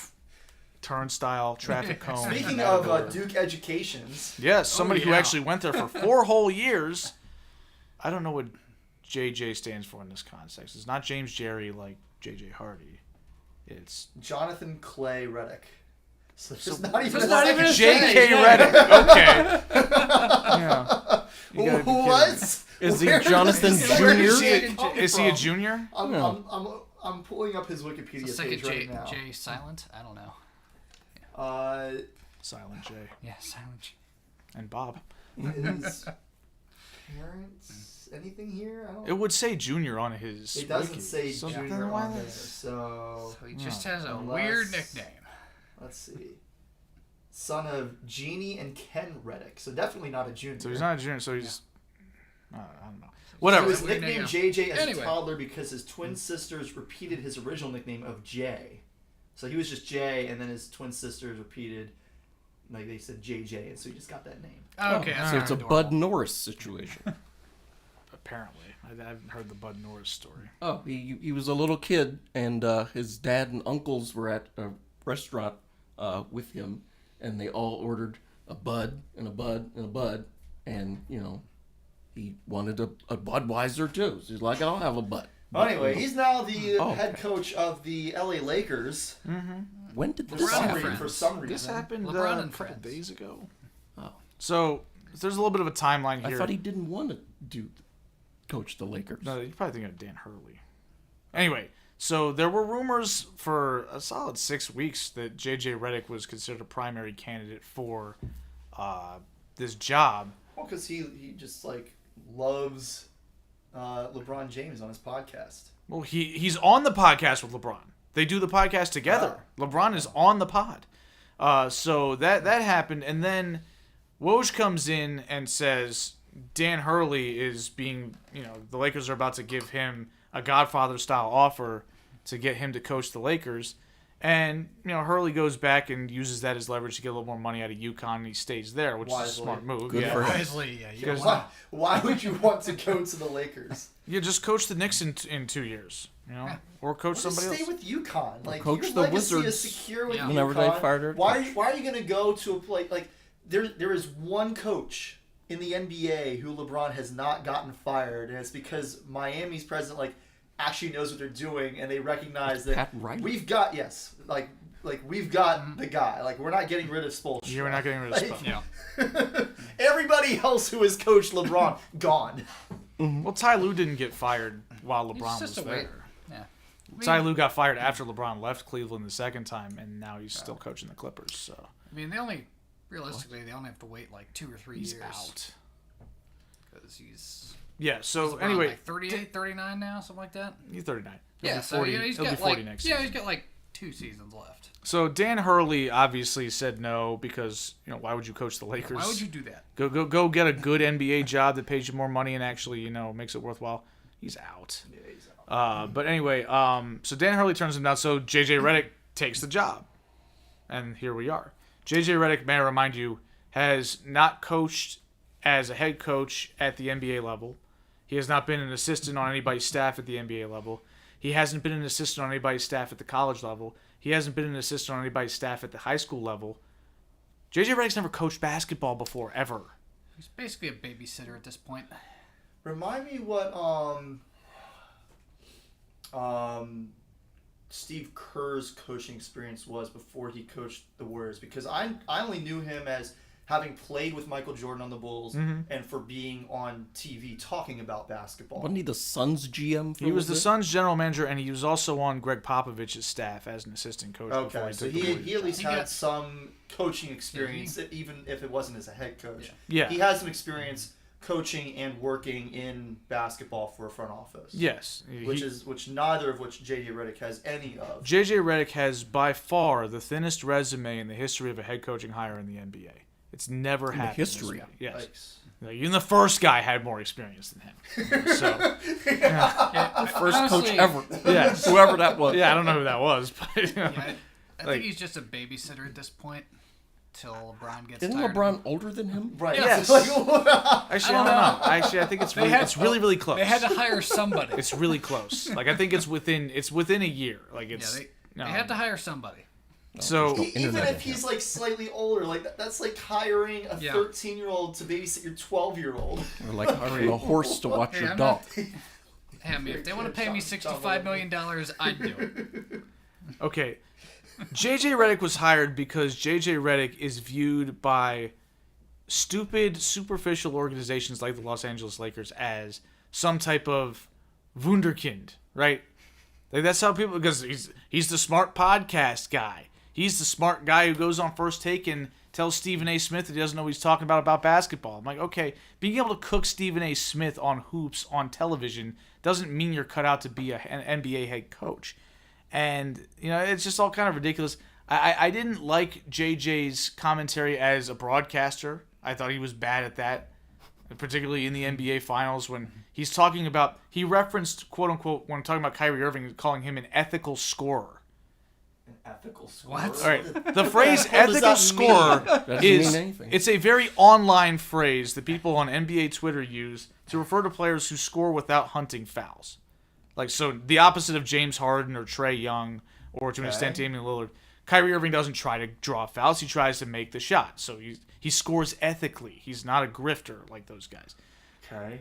But he thinks This is not language that should be used When talking about Kyrie Irving. when talking about an NBA broadcast that you're watching. You're not some goof with a podcast, JJ. You're on television. Okay? Talk about the game, not some stupid phrase that some idiot came up with no name to him. It's just like, what are you doing? And then he gets up there on the press conference, and this is going to sound, people might find this shocking coming from me because, on this podcast we've had a couple of moments where swear words have accidentally been uttered, and virtually all of them have been my fault. Yes. But also virtually all of them have been bleeped out. every single one of them has been bleeped. It might make it through the live show, but by the time it makes it to our podcast platforms, it has been wiped. JJ Redick went in front of the press, first time press conference, and was casually dropping F-bombs. Oh, no. I found that very... I found it Interesting. off-putting. I found it Not good. off-putting. I I did found too. it unprofessional. Again, I don't care about cuss words. I'm not offended. Oh, you can't use the F-bomb. But there's a time and place. Yeah. And this is a time to be professional. Like, he didn't go up there in a T-shirt and shorts. He was suited up because he understood, I got to look professional. Well, you got to talk professionally, too. He's a sound professional as well. Yes. Like, just, I found the entire thing to be, like, this guy seems to be up his own ass a little bit right now. And I don't think that's good for anybody. I don't think that's good for the Lakers. I don't think that's good for LeBron if he decides to return there, because LeBron has opted out of his deal. He is a free agent. So he does not have to return to the LA Lakers this season. So, one would presume he's going to. That would make the podcast pretty awkward. Well, the podcast is done. Like, JJ admitted that I can't do the podcast anymore. Like, well, of course you can't. You're an NBA coach now. Like, you can't be doing the pod with LeBron after the game. After you lost to the Clippers, you blew a 15-point lead at the Staples Center or the Crypto.com Arena or whatever the hell it's called nowadays.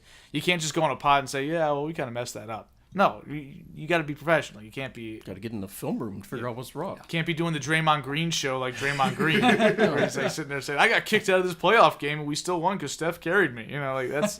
You can't do that as the head coach. Like, that'd be like Steve Kerr having his own podcast after the game. That'd be ridiculous.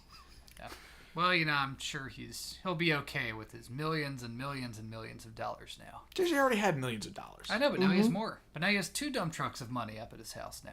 He could have just been a podcaster and an ESPN guy.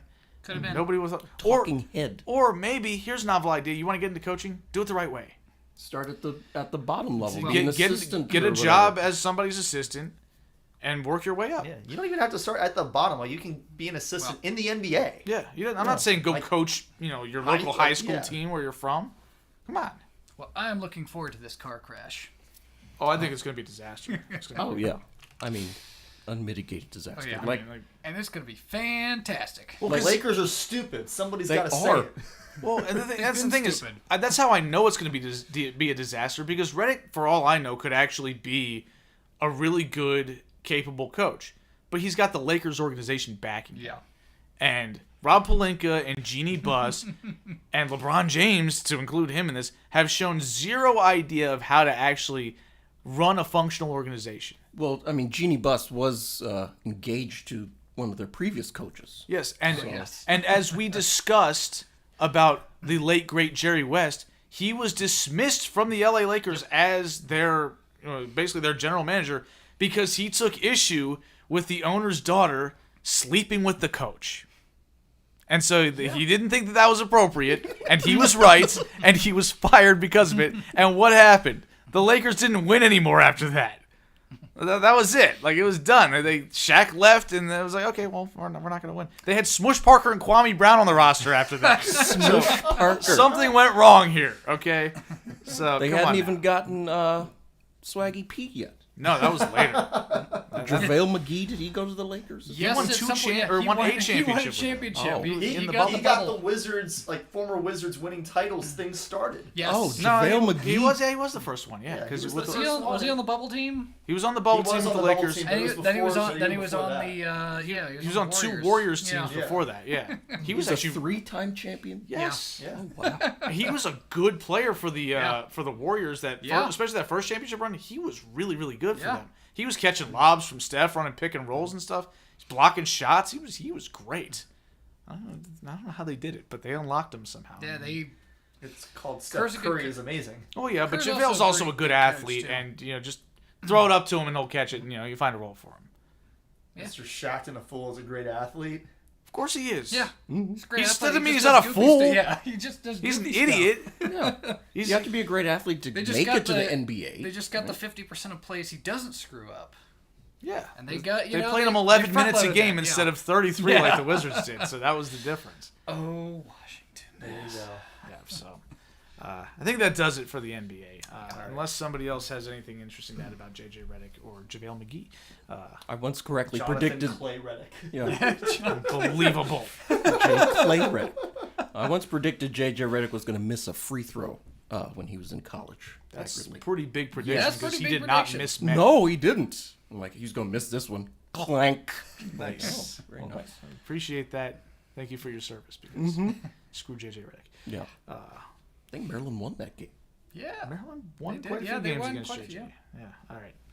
So that leaves us with. Do we have anything on the WNBA No, not really this week. I mean, there was the Fever Sky game this weekend, which was pretty good. An interesting game because I turned it on like early, mid-third quarter, and it was a close game, and the Fever just went on a huge run. They went up 12 points. I looked away from the screen for seemingly 3 minutes, and then all of a sudden it's tied again. I'm like, what just happened? Angel Reese happened. Angel Reese happened, and the Sky whatever the Fever were doing on offense happened. That was I enjoyed the post-game press conference. I didn't watch it. I can't remember the woman's name who does the courtside stuff for ESPN for the WNBA, because she was also doing the women's college tournament. It's not Monica McNutt, is it? No. Okay, no. I know she's done some courtside work. She's mostly in the studio or on the call for the games occasionally. Yeah, there's a lot of women that I just don't know which one specifically. I can't think of her name, but anyway, she was interviewing Angel Reese after the game, and I enjoyed that. It was a good interview. Angel Reese was, she was asked, is this a budding rivalry?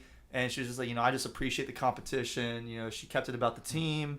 Talked about her teammates, and I think that's kind of what you need to do in a situation like that. Like, a lot of the talking heads and other people are they're trying to push this Angel Reese versus Caitlin Clark rivalry, and I mean there is a little bit of one there. We saw it in college, and it's of course going to carry over into the WNBA, but that doesn't mean that the players themselves are thinking about each other 24/7. Like, they're focused on winning games. Yeah, that was that game. And that's a lot more than just outplaying one person on the other team. They also don't play the same position. Yeah. Right. They virtually never match up against each other. Like the few times that. A week or two ago when there was the block attempt by Angel Reese where she ended up following through and hitting Caitlin Clark upside the head. Flagrant foul. And it was ruled a flagrant foul. As it should have been. It's kind of hard to tell if she was actually intentionally clubbing her, but she hit her upside the head. Moments like that are going to happen, but it wasn't because they were matched up against each other. Yeah. She drove into the basket, and that's Angel Reese's territory. She's down under the rim. She's in my zone, and so I flagrantly fouled it. But, that's part of the ball. I guess it'll. I'm hoping that they both continue to play well, because it's. And hopefully they can both stay healthy, which unfortunately is not the case for Cameron Brink, because she tore her ACL. I saw the play and I was like, man, that looks bad. And then I didn't hear anything about it for a few days, so I was like, maybe she's okay. And then I found out during the Fever Sky game that she's done for the year with the ACL tear, which is terrible. I mean, it's not great. Yeah. She was having a great season as well. She was too. It was basically the three of them were the top rookies in the WNBA this year, and so losing one of them is really rough. Yeah, it's tough. Yeah, especially right before the Olympics too. I realized she wasn't on the Olympic team, but still that's it's bad vibes. Can't remember. Yeah. So all right, let's do baseball. Let's do it. Mm-hmm. All right, let's talk about one of our struggling teams. Let's start with the Orioles, I guess, because they're currently struggling to beat some bum lefty that they knocked out of the game already. But they gave up 8 runs of their own, so they're currently down 8-6 to Cleveland, looking like it's distinctly possible they will lose their 5th straight game. The Orioles have been stuck on 49 wins since the weekend. Ouch. So that's not fun. Yeah, it hasn't been going great. The pitching is on fumes. Kyle Bradish, Tommy John surgery. Already lost John Means to Tommy John. Yep. Already lost Tyler Wells to Tommy John again. They already don't have Felix Bautista to Tommy John because he's been out all year, dating back to last season. And Dean Kramer's been hurt as well. Not Tommy John, fortunately, but who knows when he'll get back. The Orioles have gotten some really, really, really good performances from some of these guys that they had no business expecting anything from. And that match is kind of running out. Albert Suarez has had back-to-back bad starts. He had struggled against the Yankees. He struggled against the Astros. He, just wasn't very good. Albert Suarez. He's 36 off the scrap heap somewhere. He hadn't pitched since 2017 until this year. And then he comes in for the Orioles and is dominating for a month straight. And we're like, holy crap, how did we pull this off? Are you talking hadn't pitched in the majors or hadn't pitched, period? Sure he pitched somewhere. Sure he pitched somewhere. Joe Kelly was pitching at his house and broke his front window, so... there you go. Did he yell at his kid, "Nice swing, bitch," or something like that? Or? Probably not. Okay. Well, anyway, so yeah, Albert Suarez is kind of a feel-good story, but, the Linsanity run appears to be over there. The Orioles have been giving starts to Cade Povich, who's actually done okay. Yeah. But, Cole Irvin has also struggled his last 2 starts, including tonight, even after he's been really good for most of the season. Only 4 earned for Irvin out of the 8 runs allowed. Well, that's because McCann was out there smoking and joking. Yeah. But anyway, the pitching's been bad. The offense really hit a rut after they exploded for 17 runs against the Yankees and had 11 runs in the first game against the Astros, which they lost because they gave up 14. That's right. And then they scored 1 run apiece in the next 2 games against the Astros, both of which were solo home runs by Jordan Westberg. Yesterday, they were held to 2 runs. The most exciting play of the game was a fan catching a foul ball with his bare hand while holding a beer and a phone. The only person in that section. Yeah. They used to say, give that fan a contract. Can he pitch? Does he No. have a healthy UCL? He has a healthy UCL. Oh, he has a healthy UCL. For Okay. now. At least 1. And we just, Oh, he's safe. He pulled him off the I pulled him bag. off, okay. that was a damn near a really bad 2 plan for Cowser because that would have been the third out at third base. Anyway. So yeah, it's been a struggle. The Orioles were inevitably going to have a struggle stretch. It makes sense a little bit that it's happening now, just because we know what the schedules look like. It's been a lot of tough teams. Now the Orioles were beating the tough teams. They won a series against the Braves. They won a series against the Phillies. They won a series against the Yankees, and then they go to Houston, finishing up a road trip, and the wheels come off. And then they've come home against Cleveland. They didn't look great yesterday offensively. They haven't looked great anywhere but offensively tonight. It's part of the process. The Yankees have struggled too, which has kind of kept, both teams have to feel angry because they're like, damn, why can't either of us get any separation? You know what? I think he's out. I don't think he pulled him off. The ump ruled he pushed him off the bag, and you can't review that. They're reviewing it right now. They're reviewing it. Well, I don't know about all that. The Mets pitcher. No, maybe they're they're not not reviewing The it. manager's and mad vote is that they arguing. can't review. Okay. Yeah. He's pissed. In the He looks like he's Yankees-Mets about to get game, run if he doesn't Yeah, chill. he said a that couple Steven magic Vogt? words. Yes, it is. Look at that. Uh-huh. Love that. Love that guy. Yeah. Happy And, for him. Are you a voter? I like him. Okay. Hey, there's a Grimace sighting in the Mets game. Hey, we got Grimace There we go. at the Mets game. So anyway, some other news about Demeus. Jackson Holliday had missed some time with some elbow inflammation, but he's back. He's mostly DHing for the time being while he recovers from whatever elbow injury he's dealing with. Good to see him back in the lineup. And then there's the Kobe Mayo's been great on the farm as well since he's come back. Heston Kjerstad's back with the team, just got called up. Well, his first game back was yesterday. He went 2 for 4 and had a really impressive 14-pitch at bat that he he flew out in the end, but it was really impressive that he lasted as long as he did against a really good relief pitcher. And as a result, as a reward for that effort, He got benched today. It's just awesome. I love it. I'm so happy that James McCann just had to get James McCann. This is the 79th game of the Orioles season. James McCann has started behind the plate now 32 times. That is What? more than That's 40%. more- He's on pace for 64 starts as a backup catcher who has played terribly this year. as a played backup terribly catcher for on like a 5 roster years. that has Adley Rutschman. Yeah, Yes. like James McCann last year was legitimately a good backup catcher. He's not good this year. His OPS is like 508. Even if you are a good backup catcher on a roster with Adley Rutschman, you should not be starting behind the dish 40% of the time. Like, Adley Rutschman is not just a good bat. He's also a really good catcher. Yes. Like, he's really good defensively. You want him behind the plate as much as you can while still keeping his knees healthy. Obviously, occasional days off is fine, but he doesn't need to sit That happened earlier. That was 2 good. days in a row or... I mean, I guess not say he is DHing tonight, but he doesn't need to not be behind the dish 2 days in a row. I can accept the fact that maybe they give the backup more starts because Rutschman does typically DH on his off days. So he doesn't get full days off because the Orioles need him in the lineup. But he shouldn't be making fewer than 100 starts on pace. That's where we are right now. Your all-star catcher, Adley Rutschman's going to be starting for the American League All-Star team this year behind the plate, and he's on pace for 98 starts. What are we doing? I don't know. Like, James McCann stinks. And the only reason they do it is because, James McCann's a right-handed hitter, so if there's a lefty on mound, we gotta get him the right-handed bat in the lineup, even if he can't hit. Evan's just The eating Jays this just had an No, awful that was play. earlier. That was earlier. I saw that earlier, and I didn't want to interrupt by making fun of it because you guys were in a groove, but it was hilarious. Ross is also handing it to Boston right now. That is true. Is that Kevin Gausman pitching? Kevin Yes, F. it is. Gosman. Oh yeah. The Red Sox are getting toasted at home, but Vlad Jr. dropped a pop up earlier Was by that tripping Vlad over Jr.? his own feet. Yes, Well, he also Did he hit get a haircut? long double. looks like it. Because that's why I was confused. I'm like, I know Vladdy Jr. usually plays first and not very well, but I didn't recognize him without the longer hair. Oh yeah, looks like he cut the hair. Okay, off, because but, that's like, why I was for a moment I was just like, are you sure that's him? Because he did Oh, that and Big hair. Mike Bauman is in for your Mariners, Eric. Oh boy. So you know, No. to make all fans in the outfield seats should evacuate. Well, There's gonna Garrett be some Cole is rockets. getting Jeez. toasted by the Mets and Grimace for Pete's sake. Oh, for Pete's sake! Yeah. So Well, that's too bad. yeah, that is too bad.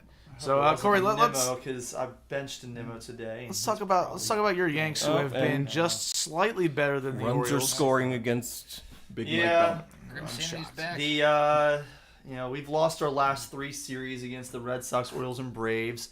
We've lost 4 of our last 5 series, if you include the Dodgers one. Who'd you All of beat? them a 1-2. Who'd you beat? We beat the Royals 3-1. That's right. Oh, So Yeah. with that and some early June series, our June record is 12-9 currently. It looks like it's heading toward 12-10. We've got a 2-game set in Queens. It's not looking good here in the first game.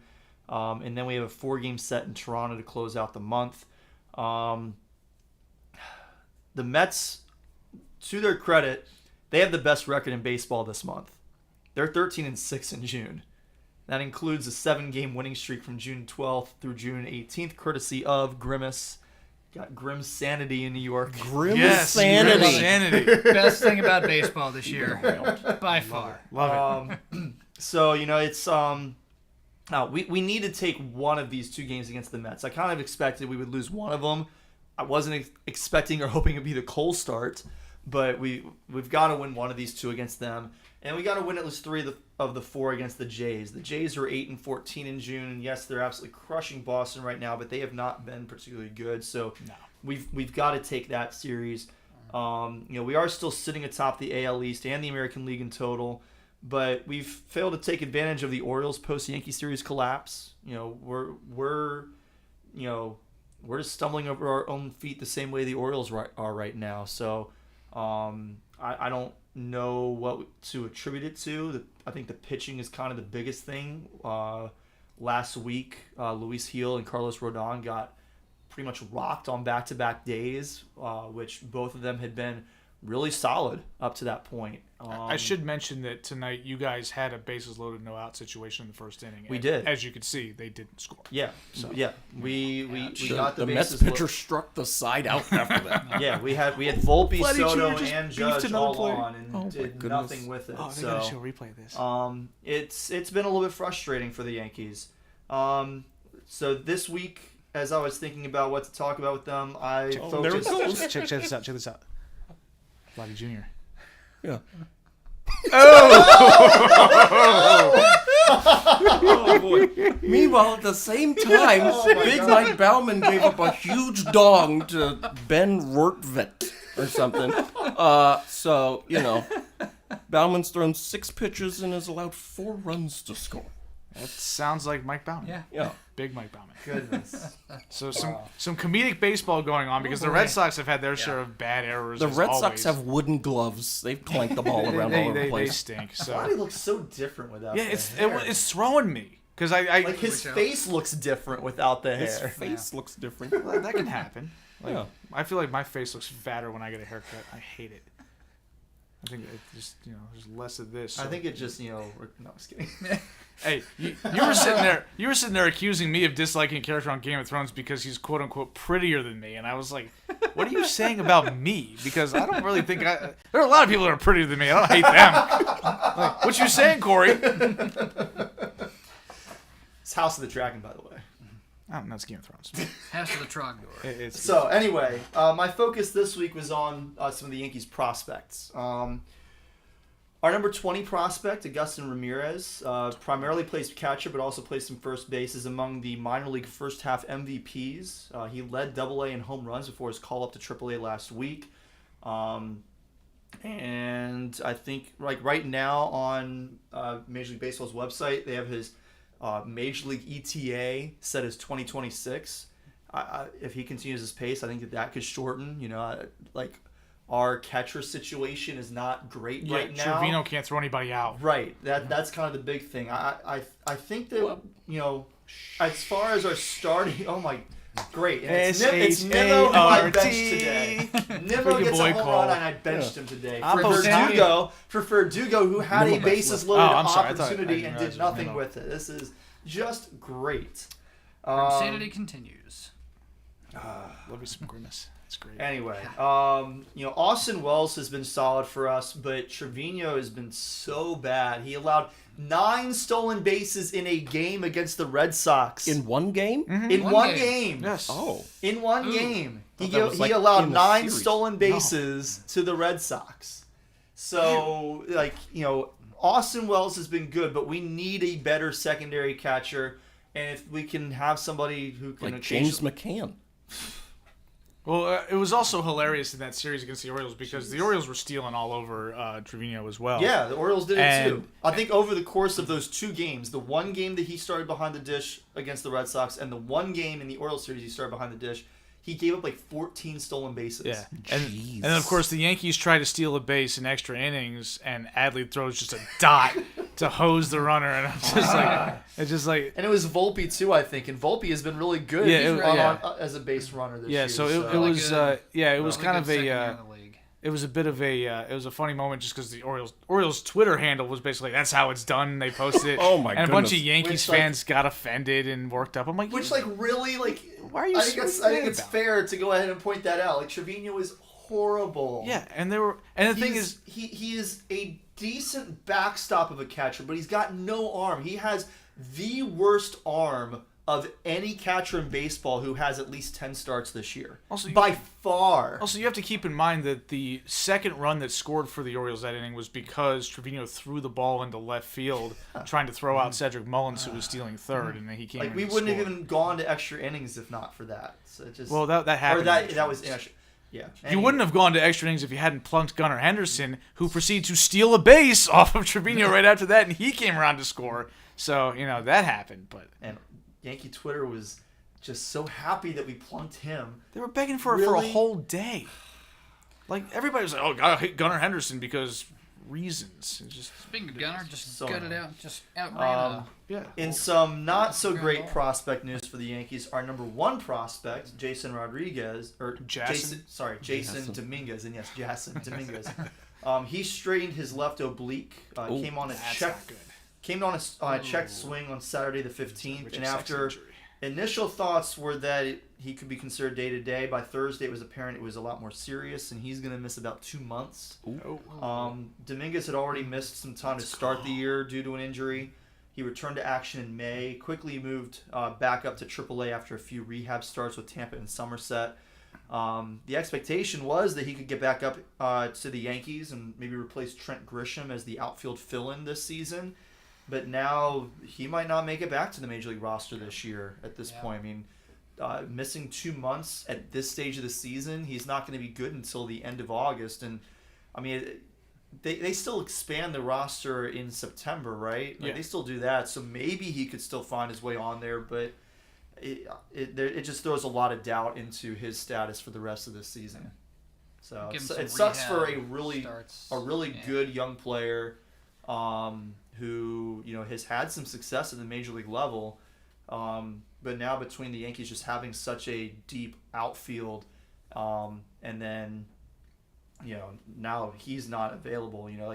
Right now with us also losing Stanton for at least the next, it would have been what happened to him? He tweaked a hammy because he tweaked a hamstring, even though he was running too fast. He was running too fast. He's tried to run faster than a snail, and he paid the price. That's why he doesn't do it. Well, because it would have worked out well if the Yankees had Dominguez available. Because this could have been they could have moved Soto to DH because Soto can't defend. He's terrible out there. Yeah, he's been pretty rough. So It's always been rough. He's never been a good defender in the outfield. So that's kind of where the Yankees are right now. It's we're in a little bit of a better spot than the Orioles just because of how bad the Orioles pitching situation is right now. But we're not doing ourselves any favors with these injuries. The Orioles are. That's baseball, right? It sort of ebbs and flows throughout the 7-month season. Yeah, So 162 you play. So Yep. All right, we got some other topics to discuss around. Well, the Soto league. just hit a home run, so there's that. 6-1 all right. Mets. It's the 5th inning. Maybe a little bit too early to call it a fur, but it feels kind of fur-ish. It doesn't really work when you say that. Yeah. All right. Anyway, so let's talk about Cory's griping first about just kind of put this in here. We talked about this on the chat. I didn't think this was going to make it on the show, but whatever. Cory doesn't like yellow lines in baseball, which I don't. out of context makes no sense. But I know what you mean. Yeah, I so. hate the first down marker. It just doesn't make sense for the sport. You don't like the yellow tower thingies either? No, can't have those. I don't like when you have a stadium set up in such a way that you need to put a yellow line on a wall, because if the ball hits the wall above the yellow line, it's a home run. If it hits below the yellow line, then it's not a home run. Play, yeah. I think that if you have a wall, it needs to clear the wall to the point that there's at least a chance that it will stay out of the field of play. So, for example, like you have in Toronto, you have a wall that's behind the center field wall, where you could hit it high enough off it that it could bounce back into the field of play, but it's not automatically going to return to the field of play if it hits that wall, because there's a gap. It's behind the wall. It's not connected to it. It doesn't line up with the wall. If it lines up with the wall, it needs to get over that wall for it to be a home run, in my opinion. I don't like the yellow lines in Houston along the right in left field, where you have the balconies. I think if the ball flies through the balcony, that's a home run. But if it hits the pillars on either side of the balcony and bounces back into the field of play, that should not be a home run. That should be in play. Yes, absolutely. Imagine that. What if they still had the hill out there too? In the Angel Stadium, Stadium in right field, you have the out of town scoreboard that is flush with the wall. If it hits the scoreboard, it's going to land back in fair territory in play. It should get over that to be a home run. If it hits off the scoreboard and bounces back in, that should be in play. And to your point, that's a recent change as well. They just added that yellow line a couple years ago. I hate the yellow line in baseball. If there is, if it is a guarantee that it is going to stay in the field of play, it should not be a home run, in my opinion. It's ball for a horn. I don't like that. No, I agree. I hate it too, because Colton Cowser hit a home run where it bounced off the wall, and everybody's like, "It's gone." I think It's gone. It was weird.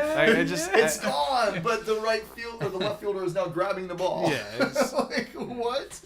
No.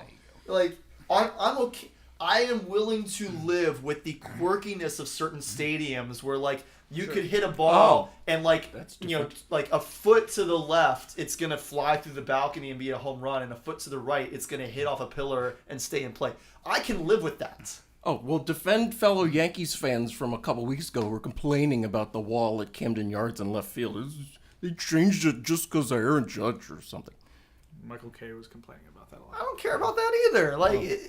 The wall is wherever the wall is. Yeah. That's true. That's objectively true. Yes. Mm-hmm. That's part of baseball. Every field has different dimensions. We talk about the short porch in right field for Yankee Stadium, which is not as bad as old Yankee Stadium. Let's be honest there. It's also not the worst in baseball. It isn't. No. The right field porch in Yankee Stadium? With the jet stream flying out of there, with Robinson Cano hitting all those bombs in 2009. Pretty sure the Curtis Reds' right field Granderson. porch is shorter. I don't think it is. And the pesky pole is definitely shorter in Boston. Well, the pesky Granted, pole... It's a small that, space, yeah, but still. But the rest of right field for Boston is huge. So, the pesky pole is kind of a quirky little stretch. But that's kind of the point, is stadiums have their quirks, and you live with them, and you have to pitch to that. Mm-hmm.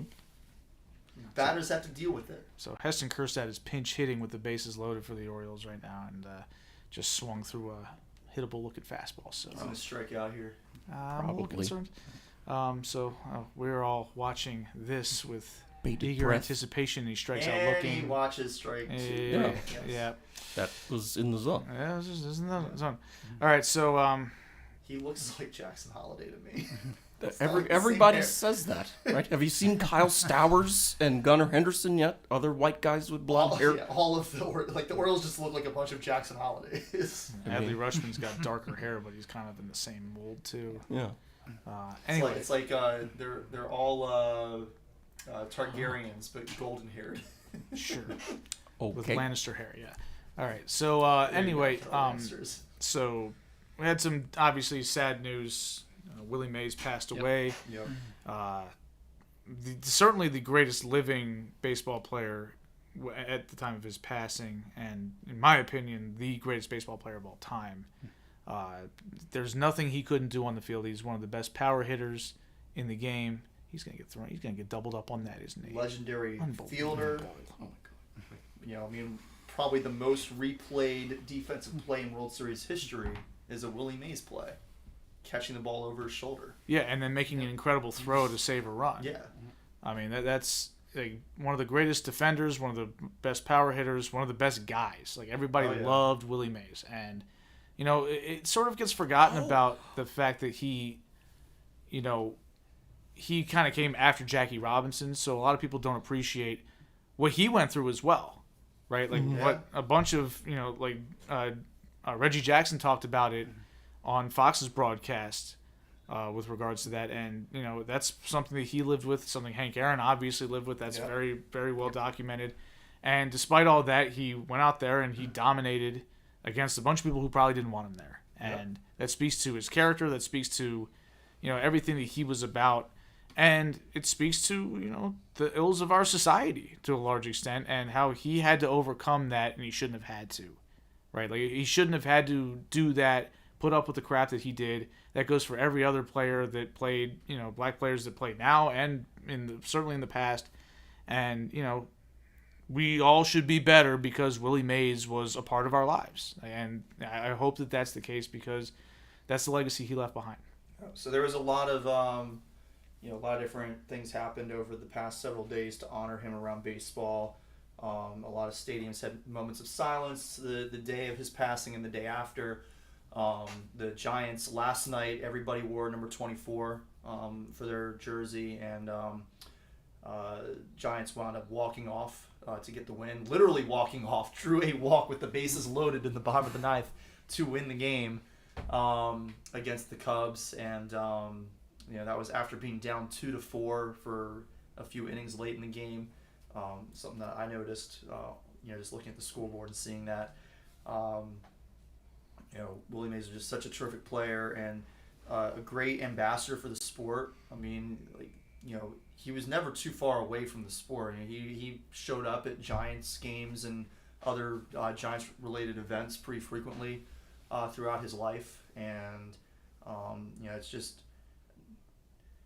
it's hard to imagine, right now, anybody else who is a former baseball player, feeling this much of an impact hearing about their passing. Willie Mays was the guy. Yep.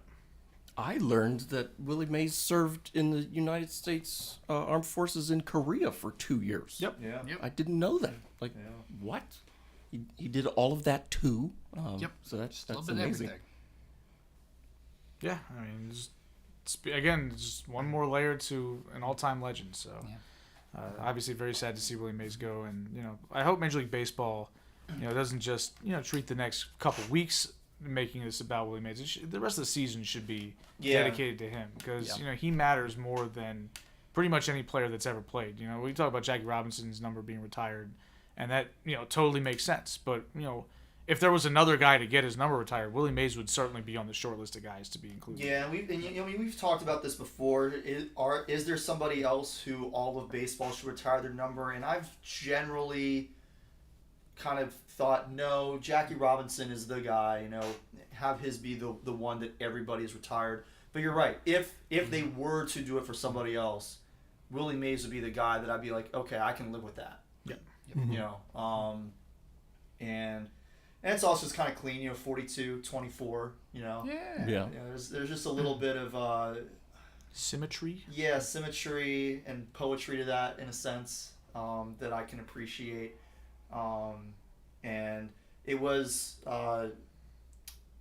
appropriate that last night's walk-off win for the Giants when they were wearing his number was their first win since Willie's passing. You know, so that was kind of special for the Giants as well. All right. Well, that does it for our topics for this week. So unless we have any late-breaking news or any interesting things that have happened other than the Orioles failing to tie the game up here, I guess we can get on out of here. I'll do the spiel. All right, thank you guys for tuning in. All right, spiel time. Thank you guys for tuning in. You can email us at thesportsballers@gmail.com if you want to provide any mailbag questions or feedback for our podcast. We take all emails, so don't be shy. You can get this podcast on Apple, Spotify, Google, and Amazon. And if you have a podcatcher that we are not on, let us know and we will do our best to accommodate you as soon as possible. You can follow us on Twitter at SportsBallers18. You can follow all four of us individually on Twitter. Cory is at Cory Puffett. I am at Quagmire67. Evan is at Evan_Ash13. And Sean is at DC Lemon Guy. Yeah. Legendary superfan of the DC Defenders. So, And the UFL at large. yes, indeed. So, again, thank you guys for tuning in. Evan will be hosting next week while we talk about God knows what, probably more baseball. But until then, we got some shout-outs maybe. Cory, anything? Yeah, just quick happy birthday to my dad. Yeah, happy birthday. Cool. Happy birthday, Pops. Evan? Shout out to my friend Jeremy and his wife Tiffany who got married last week. Yeah. Very nice. Oh, you know what? I'll shout out to my parents who recently celebrated their 40th wedding anniversary. 40th? Wow. Yeah, Very, big very one. nice. Yep, they're That's actually great. currently on their way to Italy right now. The Ruby anniversary. Nice. Evan and I also, a couple of Saturdays ago, went to Hershey Oh, Park, right, and that yes, was that fun. happened. And Hey. How are you feeling now? I wound up, I threw my back out 2 days later, 3 days later, and it's still not better. I can't sleep in my own bed because it hurts no. too much. It hurts too much. Yes. Is But it you had upper back fun, or though. lower back or Middle what? back. Middle back. Middle back. Ooh. Yikes. Yeah. But did you have fun though? I did. Okay, good time. good. It was fun. That's good.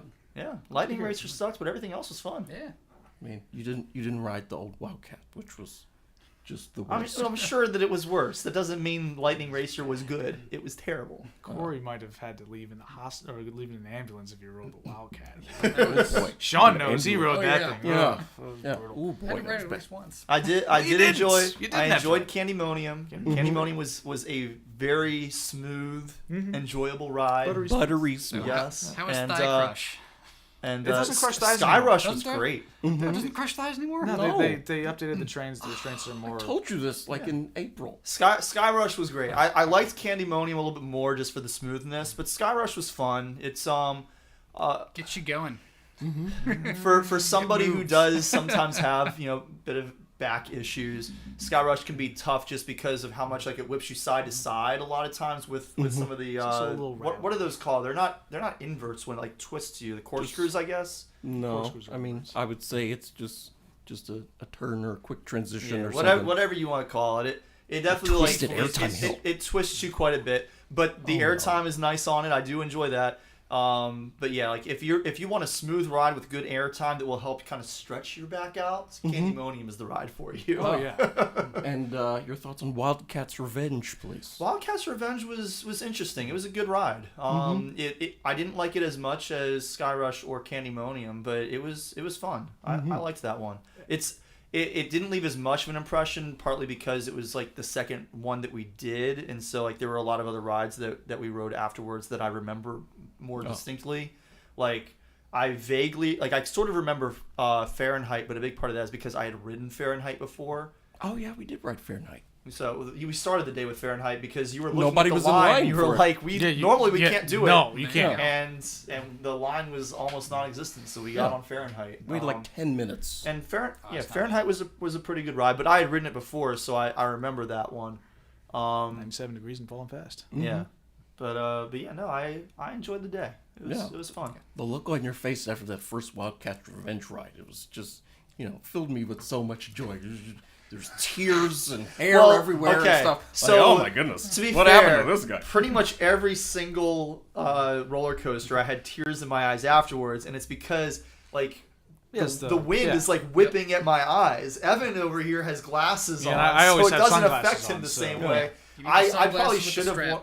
But like I didn't even bring my sunglasses. I should have, and I'll remember that next time. I always wear sunglasses. But because I didn't have any sunglasses or any protection on, like it's just like whipping in my eyes and just pulling the water out. Like my eyes were so dry by the end of the day. It happened to me on King Dakar because it was kind of a cloudy day when we went up there a couple of years ago, and that's 127 miles an hour.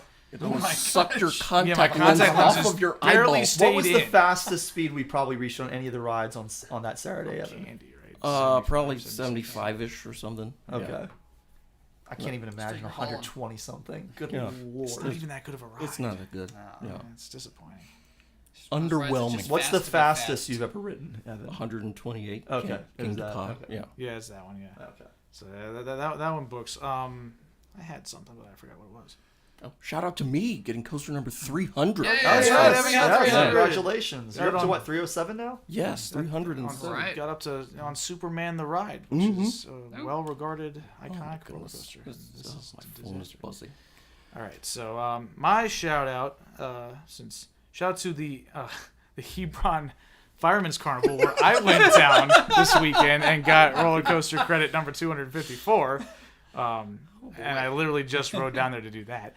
Turned around and came home. I actually went. I went down the ocean and got a Dumpster's milkshake, and then I drove to Cookout. A Dumpster's milkshake is worth the drive. And then I went to Cookout in Salisbury, and then I drove home. So There you go. Okay. I left my house at 6:30 p.m.